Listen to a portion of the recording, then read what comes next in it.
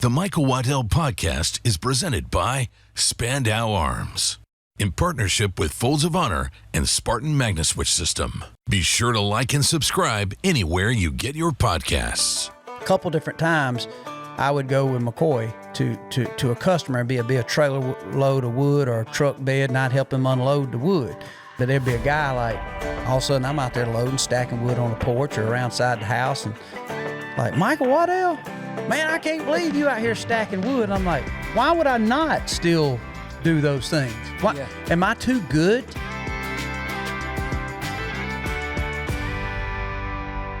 T-Bone, now you just competing in left-legged ass-kicking contest? Yeah. I'm on a pivot. You're still world champion. Yeah, exactly. I've seen it. I just end up going in circles. You've now got your left leg stretched out so you can reach somebody's head, kind of like Bruce Lee. How long did it take you to get to that place?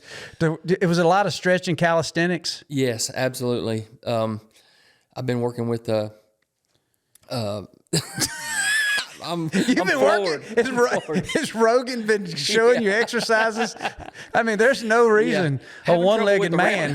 I'm having trouble with the roundhouse. So if there's any one-legged man that can kick some ass, it's T-Bone Turner, and you still are. That's why we opened up the podcast. We want to talk to you because there's nobody I know that has been through what you've been through that is still kicking it. Yeah, and rolling. I got a stump. It's hard to pivot off that stump. I end up. It is. Yeah, swimming. I'm always in a circle. I mean, they always say that one-legged duck. We grew up hearing that. Said, a one-legged duck swims in a circle. Well, that's true. And is this why Muck Boots ain't calling you back? Yeah, I can't get him to call me back. You said that. I'm sure what you were thinking about was way back when we was in Indiana, wasn't it? Remember? Oh my God, that's the funniest thing you ever said. So you probably tell it way better than I did, but no, tell it. I was thinking about that. Like, this was back in the day, like, was it 2008? 9, 8 or 9? It was early on. We was hunting in the scent blocker camp up there with our Al Collins and his Scott brother. Schultz, all them Chris guys. Collins. So I had on, it was when the Under Armour was the thing, the base layer, so to speak. So I had on this black, it was skin tight, my base layer, so to speak, and it was skin tight. And I thought, you know how we are, just early in the morning, got sleepy all in your eyes and toothpaste dripping out the side of your mouth. I come walking in there where all of us was, because I think there was like 6 of us sleeping in one room. I come walking in there, and I said, what else? And I said, I just can't get Under Armour to call me back, man. It looked like there was meat hanging out everywhere, man. I'm talking about it was bulging. I knew it would be funny, but I didn't think it'd be that funny because we laughed like crazy. Oh my God, I about hurt myself laughing because you have to visualize T-Bone who has never tried to be beach bod, but he comes in and the Under Armour, unless you was a physical specimen, that first stuff they had that was really tight. Yeah, I mean, you just would wear it and you're thinking, dude, I look terrible, and T-Bone had to it actually had you kind of constricted. It was, for sure, yeah. God. No more jellying and jamming. I wasn't shaking too much. Man, looking back on those camps, we have had some of the most fun that was not around just trying to kill big animals. We laughed our butt. That was. Nick Munt wasn't even married. I don't even know if he had a girlfriend. We realized he wasn't homosexual. He liked women, but he really never was in a relationship. But he didn't have any stress on him because he didn't have the everyday. And so he was goofy. He was like Jim Carrey that bow hunted. Yeah. Nick was. I think we kept track that one year from like the 1st of August, might even been the last part of July, all the way till about the ATA and SHOT Show. I think he slept in his own bed like 6 days. That was it. That was back when Nick was fun. Yeah. He's still fun. It's hard to beat up on him when he just joined the club. Yeah. He's actually got bills, and he's got a house to pay for. That's right. Actually, the power company sends him a bill. Yeah. He's not the guy that says, hey, dude, here's $20 toward the, I did have an elk in the freezer, dude. Yeah. Yeah. It's funny how a mortgage will turn a smile upside down on it. It will. Or just take out the trash. Yeah. Can you take this trash out? It's like how that hits a man. Yeah, exactly. Yeah. What is some of the funnest camp? I think back, though, those early years. So we started Bone Collector 2007 and 8 was when we started talking about it. Yeah. And 2008 was the first year we traveled for it. Yeah. And I remember that first year, we was just talking about this the other day. I got a good friend. Well, you remember Nathan Lipscomb. Yes, so Nathan, we was like, Nick had that old Toyota 4Runner? Yeah.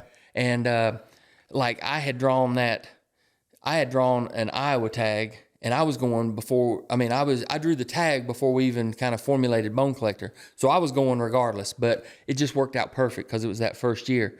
So Nick met me up there in Iowa with his, he said, oh man, don't worry about it. I got a trailer and everything. Like we can haul stands around and things like that. Cause I was worried he didn't have a truck. He had a 4Runner.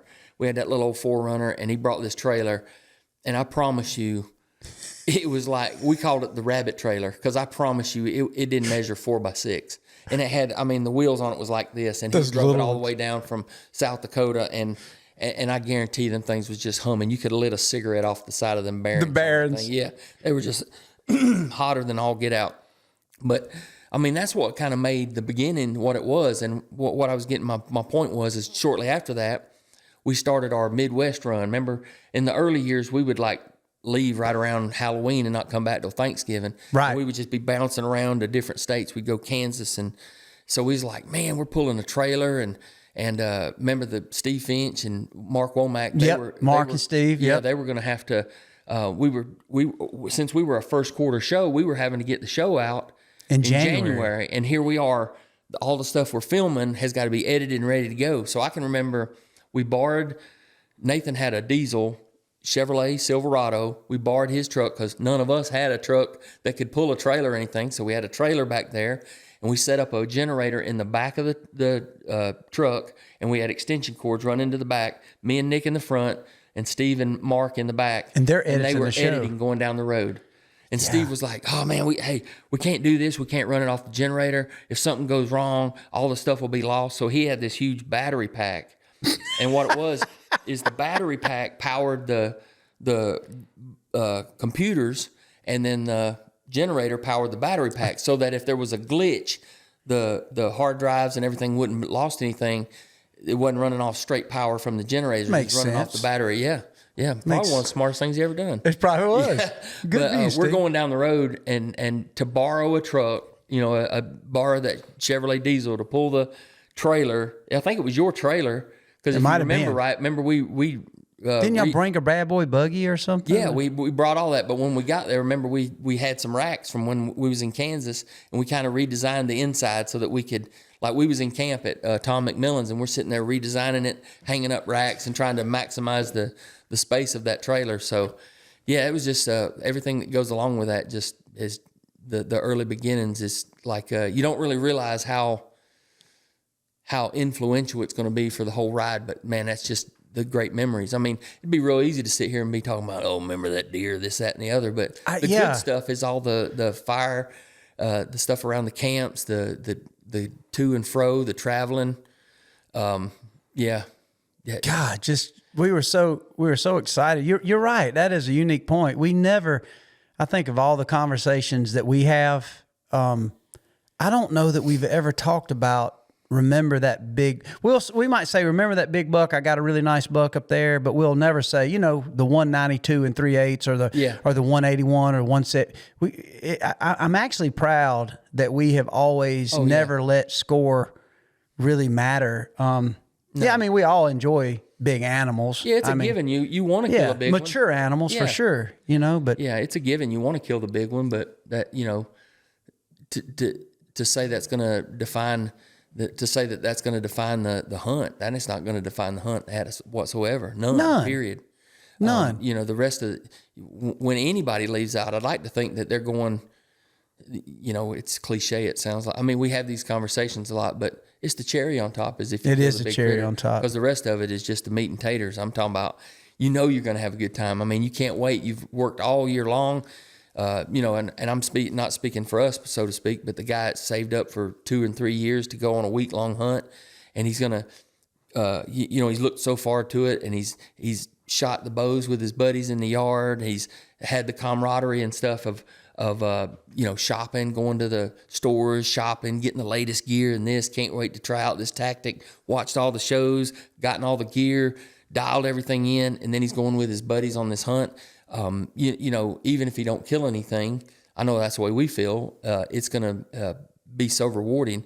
And then when you kill one, it's just a cherry on top. And then you got, just like, looking at all these deer right here, you can look at each one of these deer and, we all got these trophy rooms and stuff like that. But when you look at it, you think, you think about the deer, but even more than that.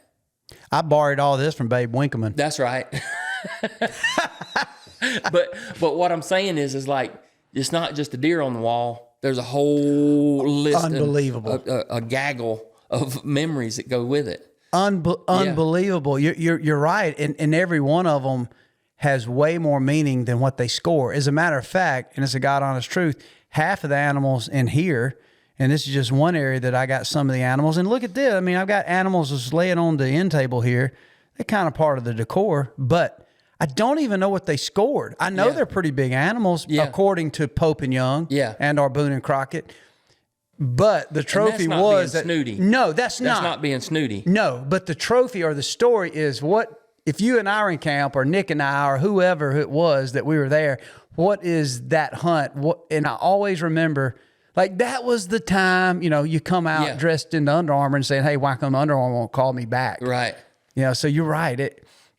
I think that gets missing a lot in our space, in our industry. Oh, it does. And I think it becomes delusional to those that are chasing. And even if you're not even trying to do an outdoor television program, even if you're just the contractor that's saving money, I think we think that it's going to mean something so much more to the world or somebody, when in reality, people are too selfish to give that much care about your trophy. It only means something to you and your friends. That's right. And like, if there's a certain thing, if you told me that, hey, Waddell, I'm going to start playing basketball and I'm going to roll around and try to win a game, because I want to be on this team, I'd be like, oh, that's cool. So how does that work? And you told me, I'm like, dude, well, when you called me and told me, like, dude, I scored a point in the first ever, I was over there at the Hogansville gym and wheeled up and blocked a shot and made a shot, one arm, whatever layup, I'd be like, no way. So hunting is very similar. It only matters to those who love you and care enough about you. And I think people think it's going to change people's perception maybe to think that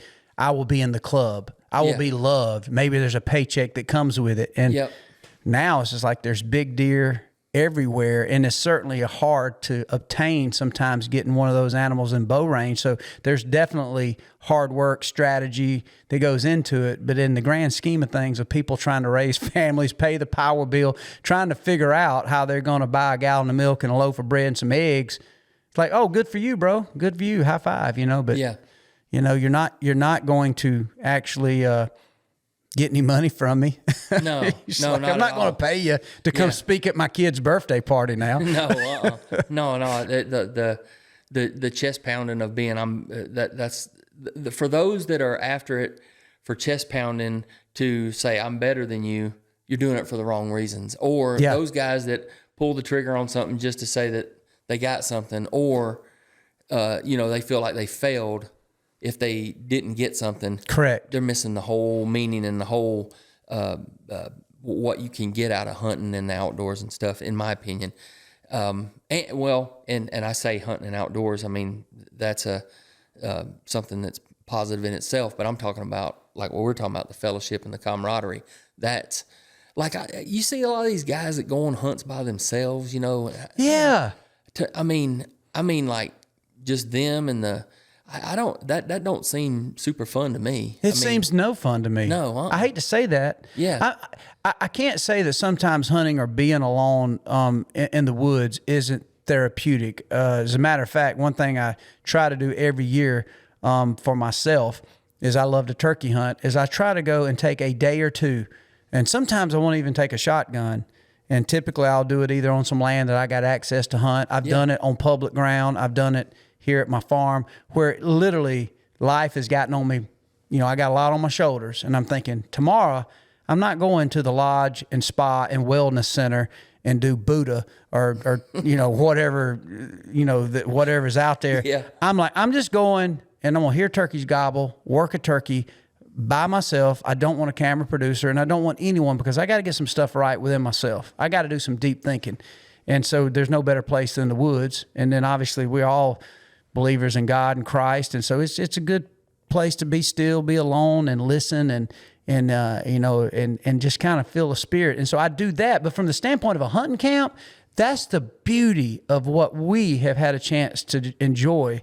And prior to you coming in today, we was asking, like, how long do we talk? There's not many times that me and you ever get each other on the landline or cell phone to where we don't speak at least 45 minutes to an hour because we got so much to catch up on. You're telling me, about Archer. You're telling me things about your family, or you and Smeck have been out who helps you with land and helps around you about, you ain't gonna believe this new attachment that we're mulching with, or have you tried that new fork on the skid steer, And so next thing you know, we're not talking about really how big an animal is. We're talking about life and reflecting back on these camps and these experiences. Yeah. And so I'm proud of that, where we've been, and I'm proud of those stories, and that, I don't know, it's just been amazing.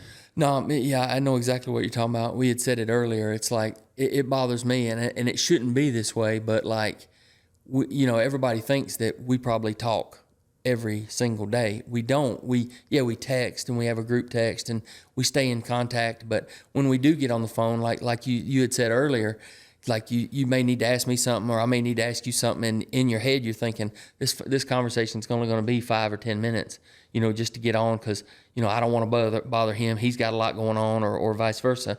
But then we get on the phone, and it's like, man, I ain't talked to Waddell in a couple of weeks, and then we start catching up, and then before you know, I feel guilty because, I think so highly of you. By the time we hang up, it's been on the phone an hour and a half. I'm like, man, I bet Waddell's just slamming his head into a tree right now, saying, God dang, I hate calling T-Bone, because every time I get on the phone with him, I'm on the phone for an hour and a half. But it's just a good catch up. And it's not like it's work related or or a need to type conversation. We're catching up, and it's a joyful conversation, but in the back of your mind, your responsibilities, you feel like, man, I'm wasting an hour and a half, but at the end of the day, man, I'm glad I got to speak to my friend for same an hour and a way, half, bro. Yeah, I'm the same way, and I think that's the beauty of relationships and friendships, dude. You're right. We'll have so much things, we'll bounce each other, from tractor equipment to, obviously, I always got an archery question. I always got a question about the industry, or your take or opinion on a decision. Maybe we're making it bone collector, vice versa. How's Christy? How's Archer? How's Michelle? Yep. What's Smeck up to? How many more styrofoam cups has he collected from Waffle House? Smeck, man, we love Smeck. Podcast in itself. I love it. It is a whole nother podcast of how to be efficient around your home and generate enough money for we could learn a lot. At least pay the water bill. Yeah. But yeah, you're right, man. And very rarely, I've thought about it deeply on this. Like, I think about, my biggest buck ever, I think he's laying right there, he's 190 something. I've never mounted him. He's my biggest whitetail, and probably will be, and good Lord, unless good Lord sees different, I'll be the biggest whitetail I ever shoot with a bow. I purposely have not mounted him to remind me that it don't matter. Does that make sense? Am I dumb? It's like, it don't matter. It doesn't matter to my little 8-year-old up there who's like, Dad, can we go throw the baseball? Yeah. Can we go get on the motorcycles and rip it around the orchard, or make a new jump and see if I can't beat Eli Tomac? And I realized that it's not a size or score of an animal that's ever going to define me. It's going to be my passion to want to go hunt an animal like him is what I'm fine being defined by. Right. And then, like we had talked about before, several years ago, like when we talked about it just a little bit ago, but when you see the animals, they're for your own personal, click of memory. It's like, man, I remember that. I think it was 2008. Man, that deer, you remember the hunt, remember the camp, remember the people. What we ate, all that kind of stuff, the funny things that go on, so to speak, with that. But to add to your point, like, that don't mean nothing to Waylon. It's like cool buck, Dad. As soon as you croak, this is a burden to a lot of people. As soon as I croak, all the stuff, it means nothing.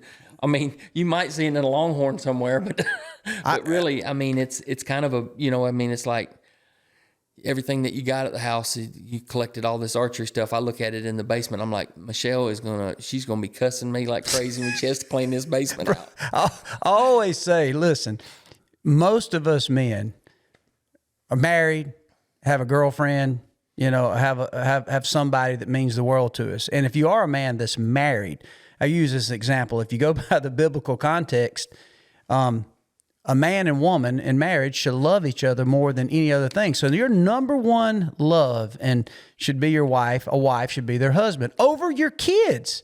I mean, that's hard to imagine, right? I always think to myself, and I'm reminded every time, because what do we do when we find success or shoot a nice buck? Well, typically, the first person on your mind is your wife. And it is for me. I'm proud to say that. Christy is going to get my first text. If Cohen Stone, our producer, we're out and I arrow a good buck in Kansas, especially after we find him and get hands on him and just snap a picture of him laying on the ground, whether he's a 120-inch deer or my new personal record, I send a picture to my wife. Like, look, baby, we busted one this morning. 99%. You know what I get back? The thumbs up emoji. Yep. That's it. Never has she texts me back, oh my God, get home soon. Yeah.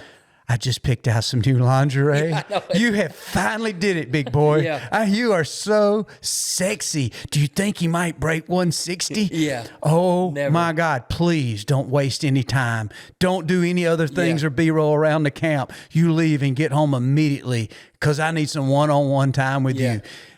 She's proud. She understands that it means something to me. And it's not that it don't matter, but to a degree, it don't matter outside of the fact that she is happy that I'm happy. Yeah. And so when you think of that perspective, if my wife, who loves me the most, why is anybody else going to care? Yeah. When I text my kids and they're like, oh, Dad, I'm going to continue calling you father now that you got that big one. It don't matter, but it does matter. So it's weird the way I'm trying to describe it. And I didn't even know what, we'd even dive into this, but I'm all for trophy hunting. Yeah. But trophy hunting will let you down if you don't understand the context of what it really means. Oh yeah. Big time. Yeah. And it will let you down from the simple fact that it means so much to you, but you're not going to find nobody, those guys that are strictly for trophy hunting, they think that, oh man, everybody's going to love me, like you had said, or everybody's going to be, gaga over this. Fact of the matter, they don't care. Nobody cares. It's like the trophies matter, but the trophies that matter are within this trophy of what it inspires in us to tell the story of something dumb Nick did, dress up in the deer tracker suit. Like, I remember shooting that deer. Remember that was a night, we was in South Dakota, and Nick put on the Elvis shades, and we walked into that little bar, and he, deer tracker here. It's like, the animal only represents what came with that situation or adventure. Yep. If that makes sense. No, it's a memento. It's just the nugget. It's just to remember. It's like, man, I got to take something home. Well, I'll take the deer. I'll get the deer mounted. That'll remind it. If the animal represented, and let's say it's a 200-inch whitetail, if it only represented, like, what's the story behind that? Like, well, I'd been always after a 200-inch whitetail, had a guy call me and told me I could come, for this amount of money, I could get on the ranch, and I was there and I was by myself and I shot the deer and I had to hurry back because I had to get back to a ball game. Yeah. Like, that's it? Like, oh yeah, dude, he walked out and I knew that was him. I got nervous and I ended up shooting him. Or I'd been hunting him all year, every day.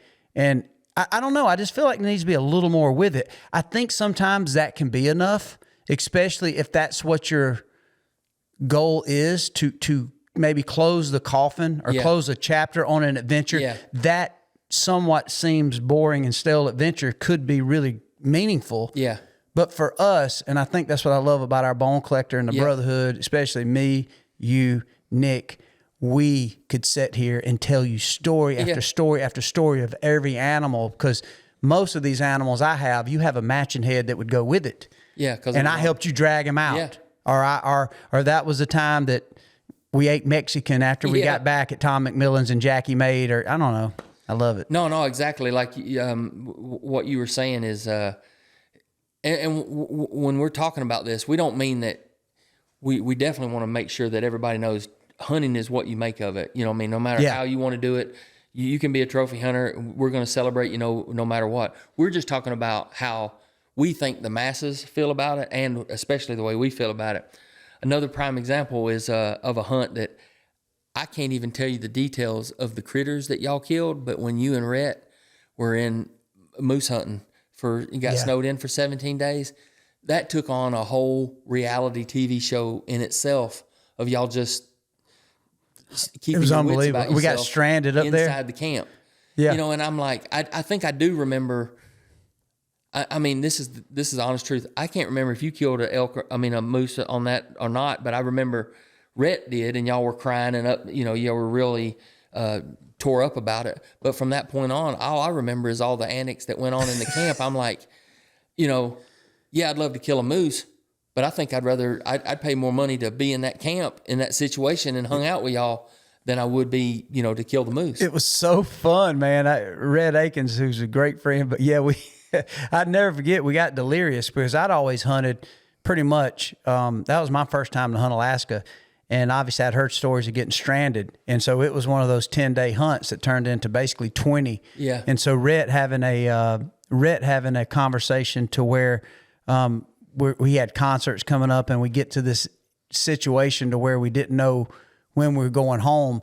We got so kind of delirious that one day, or actually 2 days in a row, we spoke in an English accent like this. We'd wake up and sing only Mick Jagger songs and taste the salt and pepper, and just dumb. But we didn't know what else to do. No TVs, nothing, no phones, nothing like that, So yeah, and I remember when the pilot, the pilot y'all was interviewing him, said, "What's the worst thing that could happen?" He goes, "Well, the worst thing that could happen if we crash is we crash and die." And then he goes, "No, the worst thing that happened is we crash and we live." Yes. Yeah. That guy with I forget. Terry Overly. Had Dude, big, unique guy, man. Yeah. Yeah, that's what he told. Rhett said, we loaded in this little Cub, and we're overloaded. I mean, we're not to specs. Yeah. We're very much overloaded. And Rhett just pauses and he said, "Well, the worst that could happen, we crash and burn and die." And Overly looks over and said, "No, the worst could happen, we crash and burn and live out in this desolate country."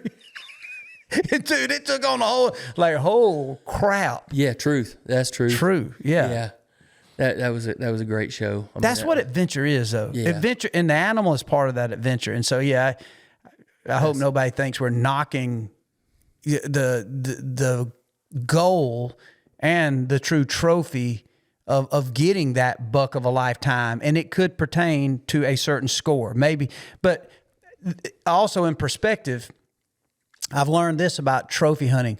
The goal is never really ever obtained, meaning when we all sat down, you and I, Georgia boys, what was our goal as bow hunters? 125-inch whitetail.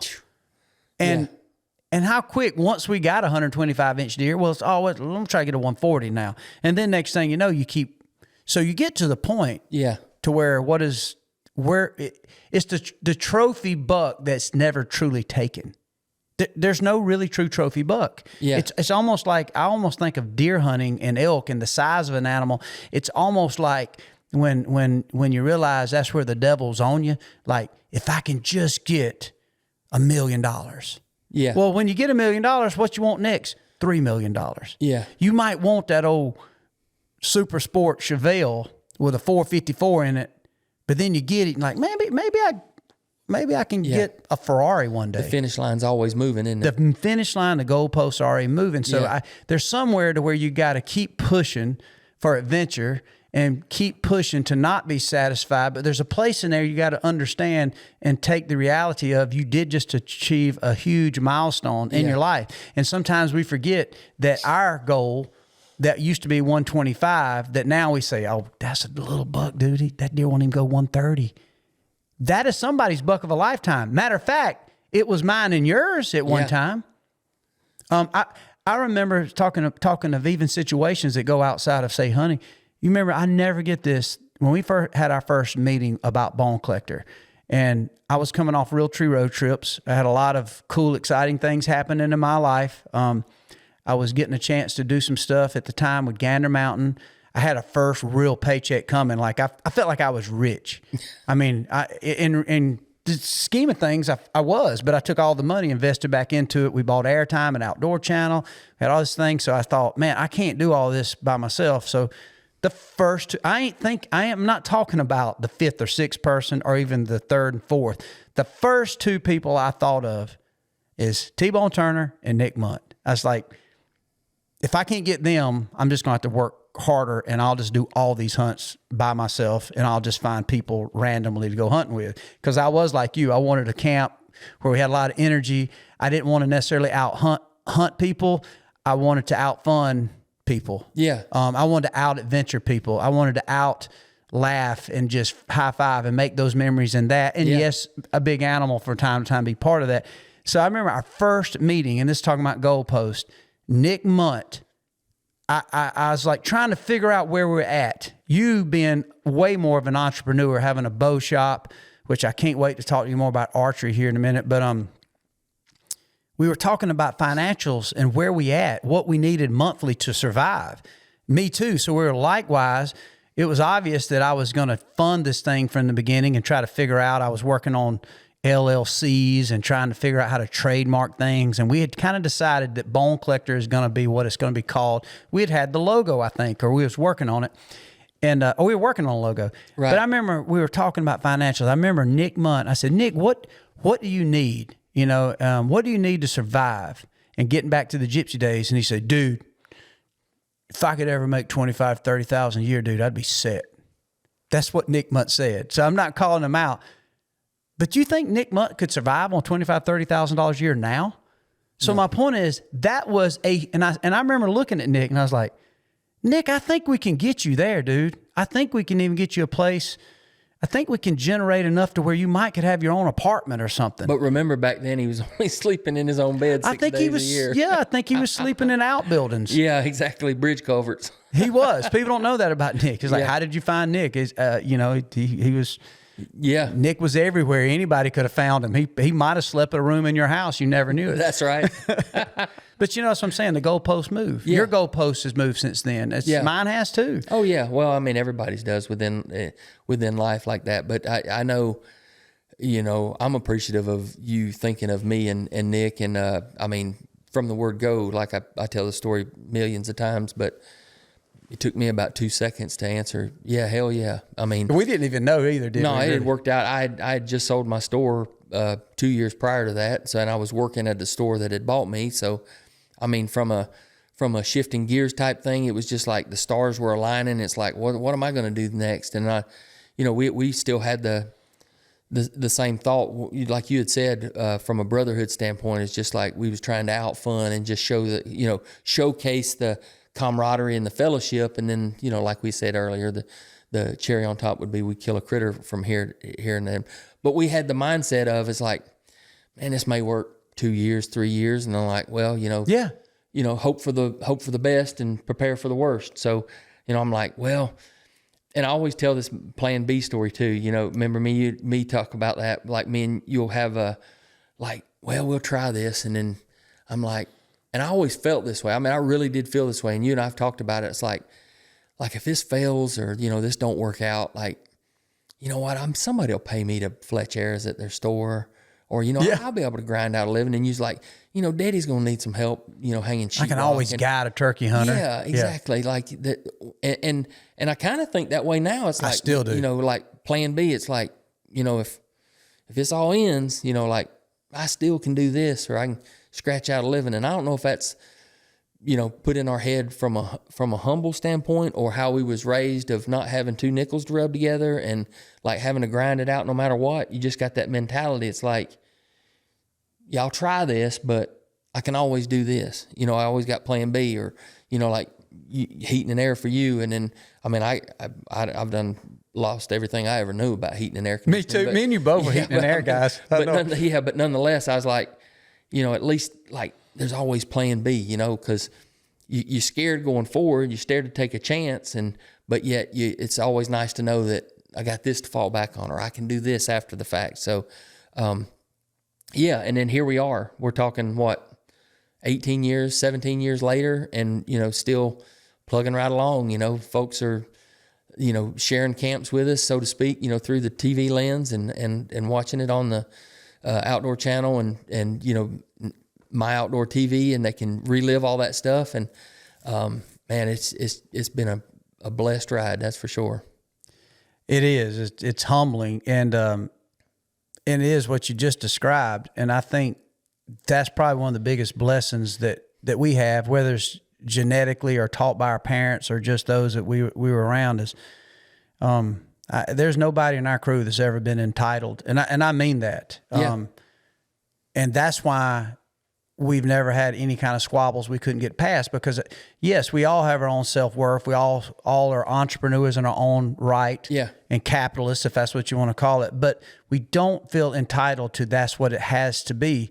And we think, well, if that's not has to be, we are not afraid to go. I mean, I would not be ashamed if I had to work anywhere. As a matter of fact, even my son, who's now 18, about to graduate high school, one business he had that was really good because we live on a farm and I'm on a pecan orchard. And if you know anything about pecan trees, the limbs are very brittle. They break off. And so it's always a pile of big limbs. But some of these limbs are as big as, a standard size water oak or red oak tree. So you might have a huge diameter. So a limb makes a good load of firewood. So me and my son McCoy, my other son Mason, we did this. I would always go out and help them cut firewood. And during the cold months when they got in Georgia, they would sell firewood. And so many times, I was teaching them how to be entrepreneur and teaching them how to work. And obviously if you split firewood and you cut firewood and you load it, well, there's some physical work in it, but it's lucrative because people in the city don't have access to good.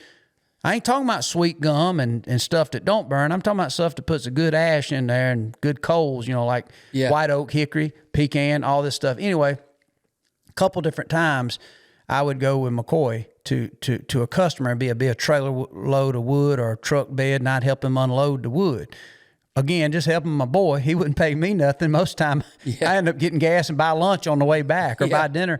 And I've had, you wouldn't believe the people I pull up with my son with my work gloves, and we're loading, like, my son, I'd always make McCoy like, hey, where do you want it? But there'd be a guy like, all of a sudden I'm out there loading, stacking wood on a porch or around side the house, and like, Michael Waddell, what you doing out here? Like, I'm. And he's like, man, I can't believe you out here stacking wood. And I'm like, in my mind, it's almost like, not offensive, but why would I not still do those things? Why, am I too good? He said, what you doing? I've been trying to get you. I said, man, I'm out here cutting grass. He said, you ain't got nobody cut your grass? And I'm like, what's wrong with people? He's like, and I'm thinking, no, well, I guess I could figure out a way. And I do have some people that help because I'm out of town. Grass. But I like it. I like cutting wood. Yeah. I even try to get I call it my city work, my desk work. I try to do it between 8:30, 8 o'clock in the morning after I take my boy to school to lunch, because in my mind, I'm ready to get dirty. I'm ready to go hook up a plow. I'm ready to go do the chores around the farm. My dad's down here thinking I ain't hitting on nothing, and he's out here trying to weld a bumper on or, do something or cut some safety strap off a bush hog that probably needed to be there. So I'm ready to get down and get to work. So my point is, getting back to what you said, there is no entitlement in our bone collector crew. No. Is we still are willing and ready, and I would, if that's what needs to happen. There's nothing. My heroes are sheetrockers. My heroes are people that run bull floats every day. They drive trucks.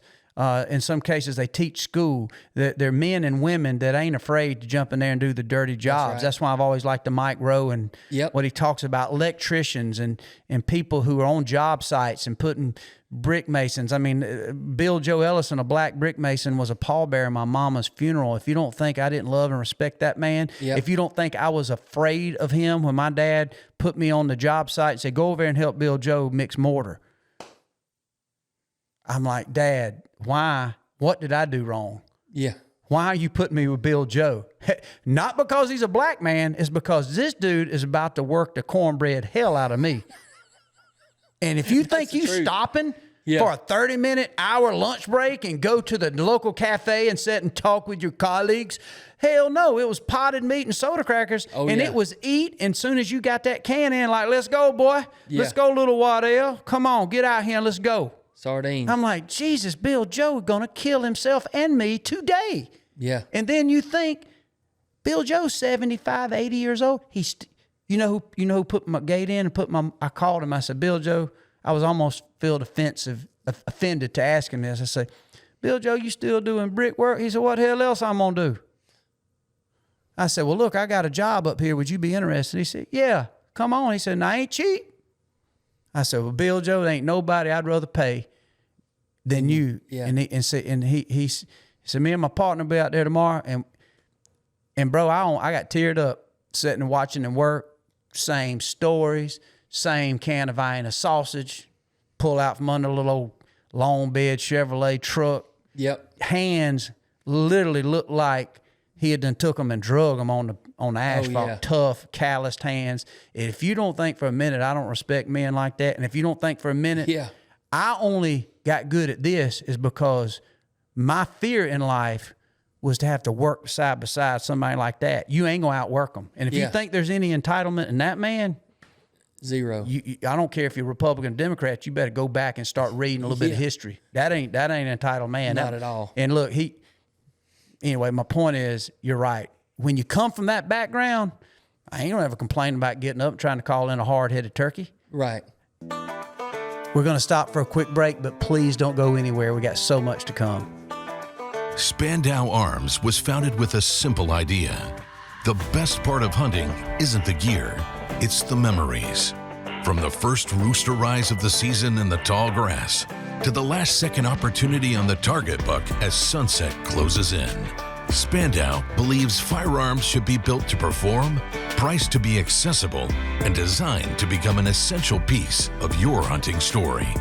Their lineup includes field-ready shotguns and precision-driven rifles built for hunters, competitors, and recreational shooters who know that quality and dependability matter more than the hype. Born from the experience of American hunters and crafted by generations of gunmakers, each Spandau firearm is built for real-world performance in the moments that matter. A wingman flies close with unwavering dedication.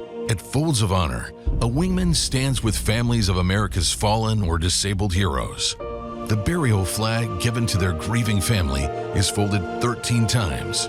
As a wingman, your $13 monthly donation provides scholarships to their spouses and children. 13 folds, $13. Become a wingman. Join today at foldsofhonor.org.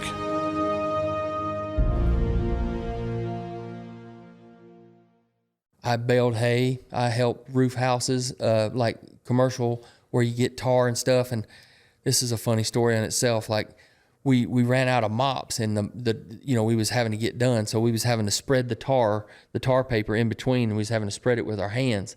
So whenever I'd stand up, my knees was stuck. So it was peeling the hide off my knees when I'd stand up. But then when I'd stand up, because I was, chubby, I was right in high school, I'd reach back like this to pull my pants up, and I'd pull my pants up, and I had tar all on my hands. And my mom had to wipe me down with kerosene that night because I had tar all over your butt. And up and down my spine like that. Ruin your clothes too. But I'm glad I went through all that stuff, but like you said, hard work, because it made you realize, you're appreciative of what's about to come for you. Or it's like my uncle and my dad had told me, said, if you will pursue a career that you're passionate about, you'll never feel like you worked a day in your life. So, I'm glad I went through all that kind of stuff, baling hay and, my dad put in swimming pools. He was a fireman, but he put in swimming pools, but, running a jackhammer and, digging and throwing sand, and you can't get the truck. There was no Bobcats way back then. So you was having to, shovel. Yeah, you take a shovel and they dump the sand right here, and you'd throw it as far as you could, and then form another pile and then throw it again. You'd have to double stack it like that. So I'm glad I went through that kind of stuff, because once you pursue your passion, you never feel like you worked a day in your life. And I didn't know what I wanted to do. It's just once I picked up archery, I loved archery so much. Some way, somehow, I want to do something in the outdoor industry. And then you stay humble, you have a decent personality, and then as opportunities come to you, you walk through that door and you don't burn bridges. And, it's not like you didn't think this. I know back in the, when you was out of high school and had an air conditioning truck, and me neither. I was working for Mercedes-Benz. I'm sitting there thinking, man, I want to have my own hit TV show one day on the Outdoor Channel. That was the farthest thing from my mind. Same here. Even still, like when you and I met, from working on bows and then me doing stuff behind the scenes with monster bucks and stuff, I still was like, man, here's my 15 minutes of fame. I'm just glad to be associated with these guys, and I get to turn a wrench on their bows. Done. I'm at the pinnacle. I'm, working in my little old archery shop and, scratching out a living. I'm good, man. I'm, work 80 hours a week and just happy as a, hog and slop. So But as things progressed and you get opportunities, you've done it as well as I, and Nick as well too, and so many other people, you don't feel like you worked a day in your life. You just walk on and keep living the dream, so to speak. So I'm very appreciative of that. But I say all that to, you go through a bunch of rough stuff that, like you said, entitled, you really appreciate the blue collar worker, the guy that has to do that kind of thing, so somebody's got to do it. And we need more people doing it in this country. So I don't, think negatively about them whatsoever. I mean, I'm glad I went through what I did, so it makes me appreciate the things and the opportunities that I've had. 100%. And you look at what you've been through in the last several years, and you look at what we've had an opportunity to do in the hunting area, and produce TV shows, be part of companies where we get a chance to help design product, endorse different things that we've designed and designs that their engineers have come up with that we really get excited about. And so how much don't you think just those tough, that literally the tar on your butt, ruining clothes, working in tar, working on those concrete jobs, heating and air, how easy did that make it for you? Which I'm not saying it was easy, but how did that set you up for what you've been through in the last several years? Oh yeah, it's such an appreciation. It's kind of weird talking about it with you because me and you've already hashed it out quite a bit. But like, we're basically in the fourth quarter of our life. So yeah. We're getting to that point where, like you need to be thinking about those things like. And when something like what happens with me, having, sarcoma, cancer in my leg and stuff like that, it's just like an immediate halt. It could happen. I mean, you and I both talked about it, like you was, burning off the place and you went to jump over a log and you broke your shoulder. You didn't even know it. I mean, yeah. Like, dunzo, could fall out of a tree stand. It could be a car wreck. I mean, happens to people all the time. So, you need to be appreciative of, what's going on. And we felt this way all growing up because we've talked about it so much even today. But when something like that happens, it's definitive. I mean, it's not like it is reality. It's not just I thought about what would happen. It's now here. Yeah, it's like it's here. I mean, this is the way things are. So it's good to know that you're that way long before anything happens. But then when it does happen, it's like, I had the right mindset, but now it's no ifs, ands, or buts, or maybes. It's happening. I mean, we're knee deep in it right now. So, I mean, looking what's happened to me, it's real easy. I'm sure I shouldn't say that. There has been days I've had my lip poked out. It's like, but, sure. But for the most part, no, I'm very grounded. I'm very blessed. I mean, far outlived my dreams as far as, things that I thought that I would do if you'd asked me when I was 18, 20 years old. I've far outlived my dreams. So I'm real appreciative of, the industry, my friends, support from my friends, my wife. Absolutely. I mean, clicking right along. Yeah. Is life different? Is life tough? Yeah. But in the scheme of things, I've been real blessed to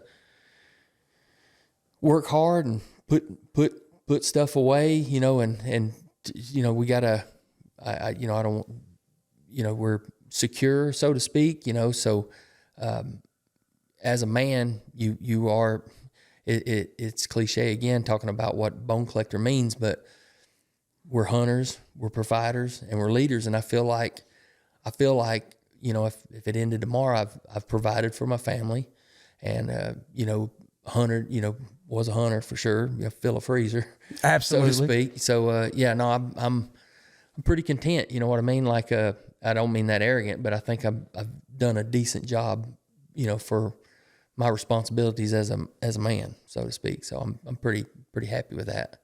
Well, yeah. You've done that, T-Bone, and you mentioned arrogant. I don't think there's anybody in this world that ever accuse you of being arrogant. As a matter of fact, it reminds me of just even that story. The cool thing about what I've always loved about you, arrogance is something that I think we worked hard to never represent, but confidence is something that we love. And that's the thing about having somebody like T-Bone Turner on your team is the confidence level of knowing whether, hey, I got a bow I'm struggling with. I can't get this thing paper tuned. And I've never seen you say, I don't know if I can fix that. You might want to take it down to the shop down the road. It's like, no, I got it. I got you. I got you. Yeah. Or vice versa. I've never seen you in a situation, and we've been in some unique situations. I'm just a real good bullshitter, Waddell. Well, hey, me and you. Well, that was my next part of the story. It's like, I know we have confidence in our ability to bullshit, because I was telling some people the other day, they was like, you and T-Bone, Nick, I throw him in there. Everybody thinks in the hunting industry, if you do a show for Outdoor Channel, linear or on MOTV, whatever it might be, I was like, well, I'm a good hunter. Man, being a good hunter is something that was the easiest thing that has been. Mm-hmm. Hunting is the easiest thing I do. I'm not minimizing it, but hunting is easy if you grew up always doing it. I would think if you talk to Michael Jordan, just picking up a basketball and shooting a free throw is easy. What's hard, if you're not ready for it, is the fact that if you sign up to be on a network, you a hunter, that's what got you there, but what you are is an entertainer. And as an entertainer, you get yourself in some situations. How many times have we been working for Chevrolet at the CMA Music Fest, and all of a sudden they just say, hey, you guys, y'all on a TV show, can you come up and address the crowd for 30 minutes? Yeah. Like, what? I mean, what do you want us to do? Like, somebody told us you play guitar. Like, well, I pick a guitar a little bit. And of course, Nick's the only one's like, I sing, dude. I sing. So how many times have we been up there? Yeah. You've been rapping Vanilla Ice, and I've been up there playing Folsom Prison Blues for Nick. We are not musicians. I feel like Chris Farley on I don't know Japanese, you know. But sink you or have swim, to boys. do it. Sink or swim. You have to have the confidence and ability and security within yourself to just get up there and to bullshit your way. And in some cases, how many times have you and I been showed up and talking about arrogance versus confidence? This has happened many times where it used to, it was real popular.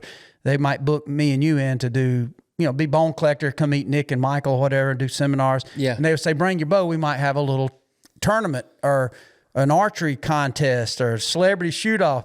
And we'll get there, and we've never been afraid to shoot our bows in front of people. And we get there, and all these hunting personalities, and it's funny, you always sell me up, and I'll sell you. Yeah. I remember I was talking to some of the Major League Bow Hunter guys one day, and they said, dang, man, I've been working, you're going to do this, man. Our goal is we're going to win this thing today. And I said, no, the hell you ain't going to win it. And they said, yeah, we are, dude. We've been practicing. They told us this a month ago. I said, did you see that T-Bone's here competing in this thing? And they said, yeah, but I think we can beat him. I said, I've never beat him, and I'm second place today.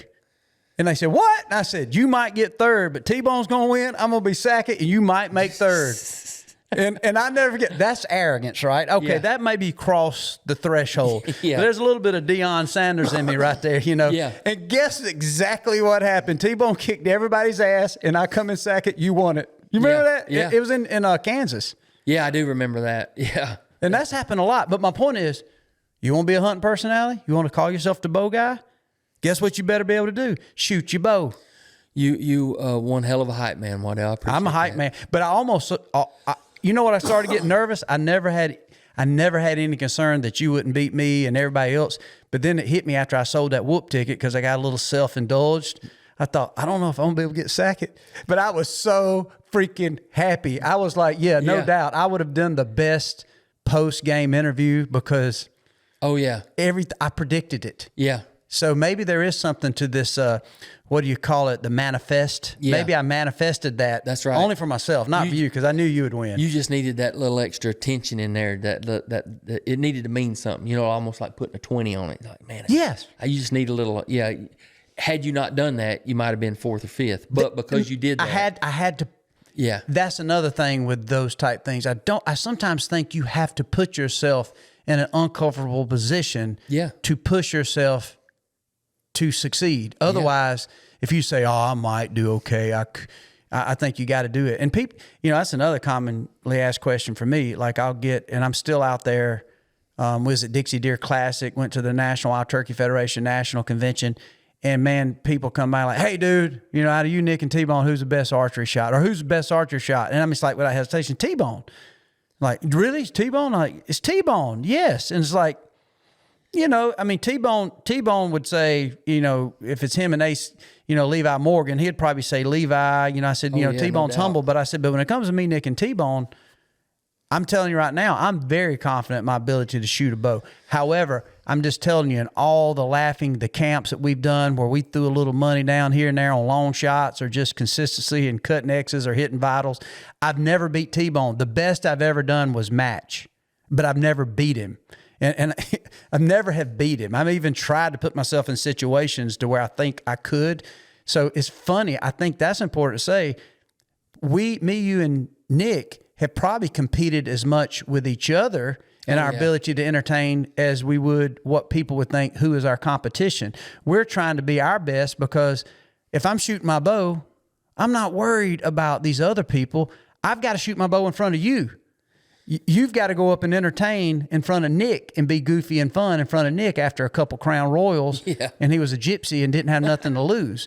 So when you start adding that together, we have always been like a football team. We work together hard, I feel like. Oh, yeah, and pull for the other person as well. But, and compete to a degree. Because we if I'm on my game, you got to be on your game. If you're on your game, I got to be on my game. Otherwise, we're going to look not like a team. Oh, yeah, and we pull for each other as far as that goes and try to help each other. But, like, when I get asked that same question, which ones, and I'm like, well, if it's a dot or, like a 3D target, I say, yeah, I probably do more, I do a little better. But I'm telling you, I've always, given you flowers for this, but like when it comes to killing a critter, like knowing the exact nanosecond when to pull the trigger and things like that, I said, Waddell capitalized on that. I guess I'm a little more reserved and try to wait for the absolute perfect shot. And I remember that butt chewing you gave me in Indiana. I think that helped me get over a lot of that stuff. And I became just, more of a killer, so to speak. You did start killing after that. Like I felt bad. I remember that though. Yeah, that was a butt chewing, so to speak. But I needed to hear it, I guess. It was praise and butt chewing. Yeah. I remember what T-Bone was talking about was in Indiana, and there was a buck out there about 50 yards. Yeah. And it's a big buck. And, and so T-Bone come back, and I knew T-Bone, because he wasn't talking to nobody else in camp. He said, Waddell, but listen, right when he saw me, because I'm always saying, guys, let's just freaking do it. Let's get up there and do it, or whatever. I was always hype man. Yeah, I was a hype man. I was the one that got us ready to walk through fire. Like, it's going to be hot, but it ain't hard. We can do it. T-Bone come back, and the first thing, Waddell, before you get mad, he's like, dude, deer was out there. Just, good angle. It's tough. It's kind of cramped where I was shooting. I just thought he's going to come in. So I'm like, what's going on? So they start showing me this footage, and this is giant buck about 50 to 60 yards. Maybe the closest he got was 55. But dude, this is a guy that has stole so many $20 bills from me, shooting at 80 and 100, 120 yards, just sitting around camp.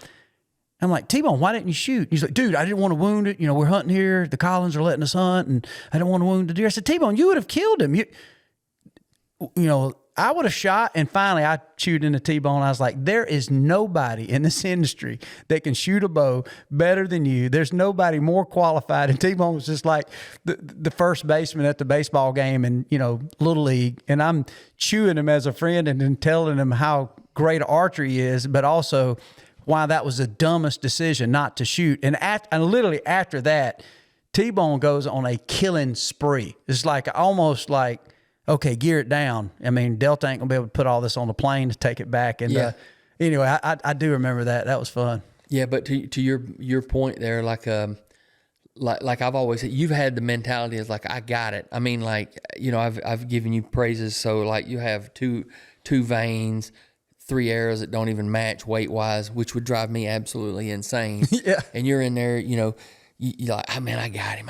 It'll hit a little high. I got him, put it right there, and then you got that mentality and the aggression and I'm not going to say arrogance, but it's a confidence. You just got the confidence. Like I'm going to kill him. I got it, man. That ain't no big deal. No, you shake it off. Whereas I'm like, I've had the mentality, and honestly, being older and looking back on my tournament career, that probably held me back on my tournament career, because I always had the mentality of like, don't screw up. Like I'm 8 up, I'm in 2nd or 3rd place. That's respectable. That's a pretty good paycheck. I'm gonna stay right here. Don't screw up. You don't screw up, man. Man, I hope I don't get 10th place. That's the mentality I'd have, which was wrong. wrong. Whereas Right. like I should have it going in there like, man, I'm rolling. I'm 8 up. I'm 10 up. I should keep it going while things are clicking. I should keep it going. But I'd always get defensive, or I'd say, man, I don't want to screw up. Don't screw up. Man, I hope I don't get a 5 on this target. Same thing happened with deer. When I would go to deer, it's like, oh God, even though I know that, I could shoot pretty decent at 50 and 60 yards, I'm sitting there going, oh God, I don't want to screw up, man. If I screw up and wound this deer, Waddell's going to be upset. The Colin's going to be upset. I hate to wound a deer. I don't want to track and take everybody out here. So I'm thinking of all the negative things rather than just like do what you've done for your whole life and, hit that little tennis ball at 55 yards, so that's been something that's held me back, is like not 100% believing and being confident in my abilities. It's like, don't screw up. Even though, if you really broke it down consciously, I'm like, I can do this. I got it. Just 100%. Do it. Yeah. But which is something that you've got, it's like, I got it. Even though you're going to fail, at least you're trying, So, right. So, and that's one of the things you had said that day. So from that point on, I was like, man, I've said this saying that the old Indians used to say, I should live by it. Shoot maybe, no shoot, no maybe. Right? Yes. Yeah. So 100%. Yeah. So anyway, I felt like that's hindered me. Not that I'm, kicking sand over it. I've had a, great career and filled plenty of freezers and stuff like that, but could have been a little bit better, had I not had that same mentality. So, to anybody that's listening out there, by all means, if your abilities are there, have the confidence to push through and don't hold yourself back from the abilities that you have. Oh, 100%. I think what you're saying there is so true. I also think too, what that describes too, is when you get the right people around you, because I think most, you got a couple different people. You do have the severely arrogant people. And to me, I describe arrogant, typically the most arrogant of people that think highly of themselves, but don't even have the skill set. Like for me, I use somebody like Deion Sanders or Primetime. People say he's arrogant, but see, I don't really see Deion as arrogant as much, only because he always backs up. A lot of arrogant people can't back up what they claim to be. They're the best singer. They're the best looking dude out there. They're the hottest chick. In reality, they ain't quite as hot as they think they are, and they're not as good as they think they are.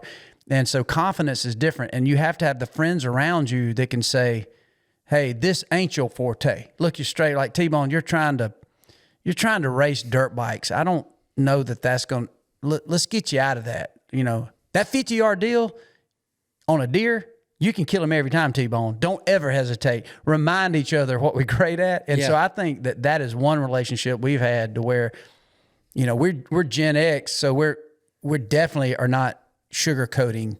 There's no fake or non-transparency with us in our relationships. Right. I mean, most of our text messages start with not the most kind things. I mean, if you're not getting picked on, you're probably not liked. I mean, it's some pretty offensive things that we say to each other just in greeting.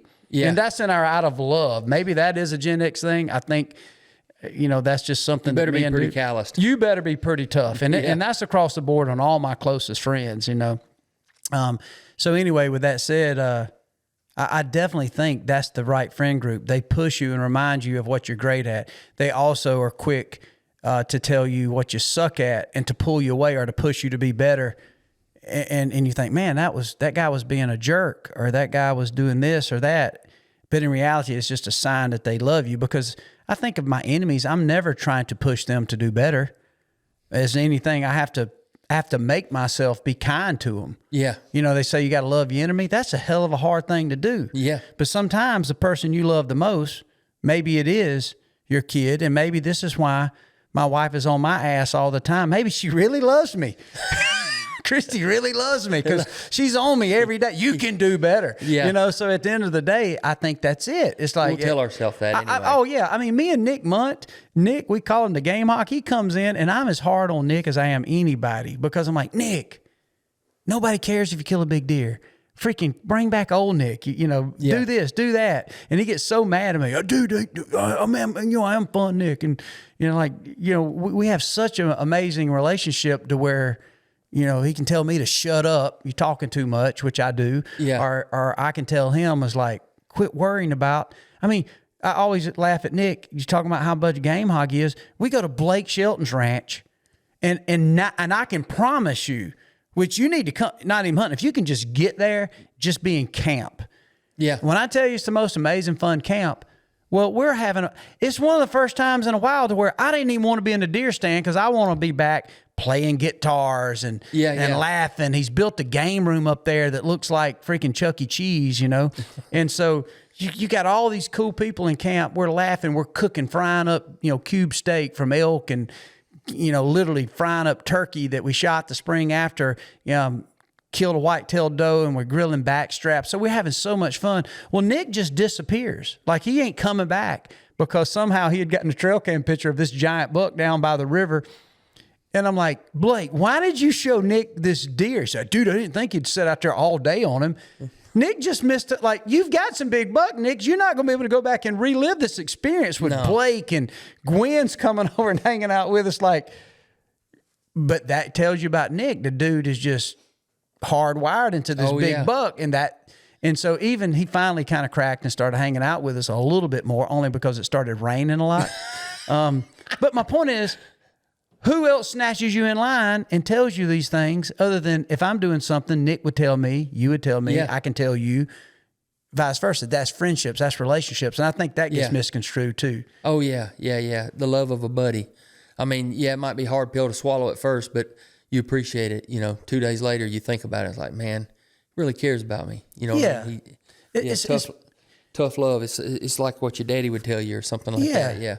And speaking of that, T-Bone, because obviously everyone out there is heard your story, what you went through with the sarcoma. Obviously, you lost your right leg. What would you tell somebody out there they've landed in this reality of it's not a theory anymore. It's not something they had been scared of. It's here. You've lived it. What would you tell somebody in a very adverse, almost thinking there's no way out of this whole situation? Yeah, it's. I mean, I'm not going to say that I've got it whooped, so to speak, but I would, from a mindset that at least lets you carry on, is to. I mean, it's pretty simple. I tell everybody, no matter how bad I got it or you got it, if somebody's having something wrong with them, no matter how bad you got it, it could always be worse for you. Right. Meaning I lost my leg, but I didn't lose my other leg. Or, they only cut it, they didn't take it all the way up to my hip. They cut it off just above my knee. So you could always, look at it that way. And at least I still can get around a little bit, and I still can do things. I can jump on my four-wheeler and, I can still hunt. I can still shoot my bow. So there's a lot of things I can do, catch fish, so to speak. I'm still able to work on bows and, run my mouth, do podcasts, that kind of thing. And then the other thing is, no matter how bad you got it, somebody else has got it worse. I mean, you can just look on social media if you want to go down one of those negative rabbit holes. I mean, there's people in third world countries. There's people within the United States. I mean, the people that lost their homes from all the flooding in North Carolina and, Tennessee and North Georgia. And then you got the fires out in California. I mean, the list goes on, and people are always having to, kids fighting for their life. There's, families that are losing, people in car wrecks and stuff. So no matter how bad you got it, somebody else has got it worse. So, and then just count your blessings. I mean, rather than getting stuck in the negative hole, just look at your life, no matter who you are or what you are. It's look at the things that you do have, and try to keep a positive frame of mind, so to speak, on that things. That's what I would tell people. I know it's hard to do. Right. It's easier said than done, but that's kind of what, helps me. But, even if I still did have both of my legs, or, you got days where your lips poked out. Everybody does. Everybody goes through that. So you don't have to have something catastrophic for that to happen. But the days that you do have something like that, happen, or the times it's life changing, is just seek the support from your friends, your family. Embrace the love that they're showing you. something that I've really had a hard time with, and I still do, and I got to get better at this, but like I hate being a burden, like, you know what I mean? Like I hate being a burden, or I would rather suffer on my own. You know, so many people are like, yeah, I'll do that, I'll do this, I'll do that, you know, and I don't like asking for help, or I don't like burdening nobody on anything. I try to do everything. I mean, it's inevitable. I'm going to have to do certain things, but like I only want to, you know, ask when I have to. I want to save them, so to speak. You know what I mean? It's like, it's inevitable I'm going to need some help, so I'm going to wait till I have to have some help to ask. But like, you know, there's so many people pulling for me, you know, hey, you know, you get out here, you can hunt and do this, or, you know, come see us, do this, that, and the other. But man, it bothers me to no ends. You know, it's another scenario. Like, remember when you was asking me about elk hunting and stuff like that before I finally did go elk hunting? It's like, I didn't want to let you down. I didn't want to let you down. I didn't want to let Bone Collector down. I didn't want to do it, meaning like, I'm okay with not doing it, but when other people are dependent on it, I don't want to. That bothers me to no ends, like to burden somebody, or, you know, I just want to be.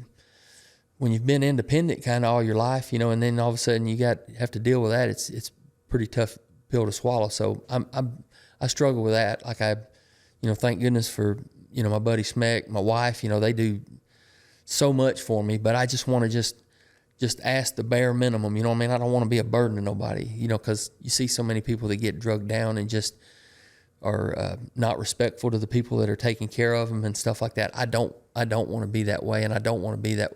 You know, I don't want to be a burden. I don't want anybody to think of me like, damn, I got to go help T-Bone. Yeah. You know, I don't want that. I don't want people to feel that way. So I'm content. I'm so thankful. You know, I'm so thankful. Like, let's just say I was a plumber. Not that being a plumber is a bad thing, but, you know, I lived in an apartment, or just had a house in a mill village or something like that. Not that that's bad or anything, but right. I'm so thankful that I have a place, that I got some acreage. I can scratch my itch on my own little old compound there. You know what I mean? So, yeah, I'm not traveling like I was before. I'm not able to do things like I was before, but I've got so much serenity and so much peace right there at my place. I'm so glad that I have that, rather than being confined to an apartment, or, you know, having to wonder, you know, how we're going to, you know, provide for my family and stuff like that. So I don't mean that arrogant or like boastful or anything like that. I'm just like, I'm so thankful that I was able to, you know, get us set up, or be provide, so to speak, for me and my family. So that's something I'm really appreciative of. So that sums it up a lot. And do you think we learn more, because you've had a lot of both of these in your life, from our scars or our successes?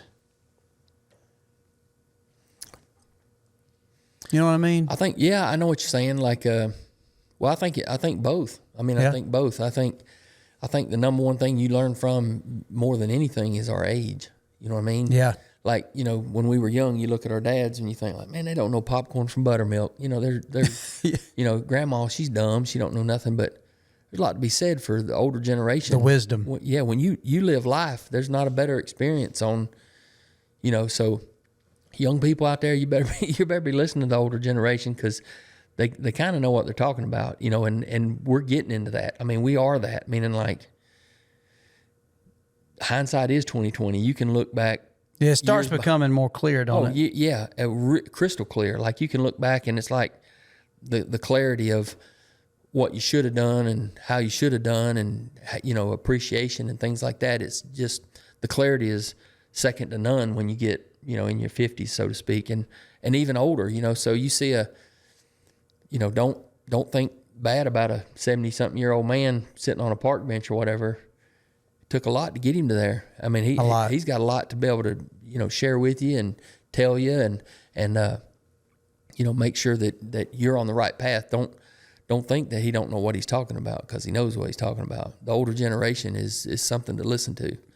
100%. Yeah. It's almost like I wouldn't have that perspective until now. I would say, I feel like we've always, when I say we, I felt like most of the people I've always been gravitated to are more mature beyond their age. Like even as I'm an idiot. I'm a man child all the way. Oh, me too. Even though I have now in a 50-year-old body, I've got in my mindset, when I'm really in my element, I'm still being this 12-year-old kid that's ready to get on a motorcycle and hit the pit bike track and go do something fun with my friends, you know. Yeah. However, the perspective of hearing that older generation telling me and giving me advice, I think when it hits with me and something I'd want to share with especially a younger person who kind of gets tired of possibly even me and you trying to lecture and say, listen, be careful with this. It could be financial situations, could be life, could be marriage, it could be anything, because now I know when I speak on it, I'm speaking on a little of both of the success I've had, but I'm reminded a lot of the failures, and I'm telling somebody, you better watch out for this. And if I'm telling you that, and I've learned if it's an older guy, whether he's an old Baptist preacher, he ain't telling you from a perspective of being goody two-shoes and I know more than you. He's telling you because he's probably got a scar to show you. Yeah. Evel Knievel could say, don't try to jump Caesar's palace on a Harley Davidson. Yeah. Why? Because look at my arms. Let me show you this video right quick. Let me show you this video. You can do it, but you're probably going to crash. Yeah. He's not saying you can't do it. He's Right. saying, no, you can't do it, because I didn't do it either. Yeah. You know, his son come back and jumped it, but it was on a Honda with good suspension and a lot faster. And still, I wouldn't have done it that way. But my point is, when I'm talking to my kids, and it's starting to kind of, as they're getting older, I'm like, son, I'm not telling you this because I'm the guy who didn't do it. I'm telling you this because I did it. And the chances of it working for you, it didn't work for me, it's probably not going to work for you either. And I can tell you those things I did stay away from. Like I heard Donald Trump talking to Theo Vaughn about, you know, he never drank, and it was because he had a brother that struggled with it. There's a few things I never, I've always been terrified and completely stayed away from drugs, is because I saw a lot of bad experiences out there to where people's life was ruined when I was young. And my mom was always saying, like, yep, you see that? That's why you don't do drugs. Yeah. She didn't tell me not to do drugs because I'm your mama, you don't do them. Yeah. She said, no, go do them.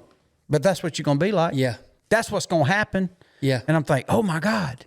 It's almost like, guess what? If you touch fire, it burns you. Yep. If you get on a lot of drugs, there's a chance this can happen. So therefore, I never had a scar of that. But there's been a lot of things I have. So you're right. Yeah, but visually you did. You did have Visually a scar. I did. It did. And it was loved ones too. It was around you. You know, it didn't personally scar you, but around you and emotionally and mentally it scarred you to where you would stay away from it. I mean, and that's a scar, so to speak. But yeah, I think you learn equally as much from a scar as you do from successes. You just have to be open-minded, go through life with both eyes open. To add to you talking about doing drugs, you know, you and I both have been never done any drugs, never done, marijuana or anything like that. And my main reason for not wanting for doing marijuana is I couldn't afford to get the munchies.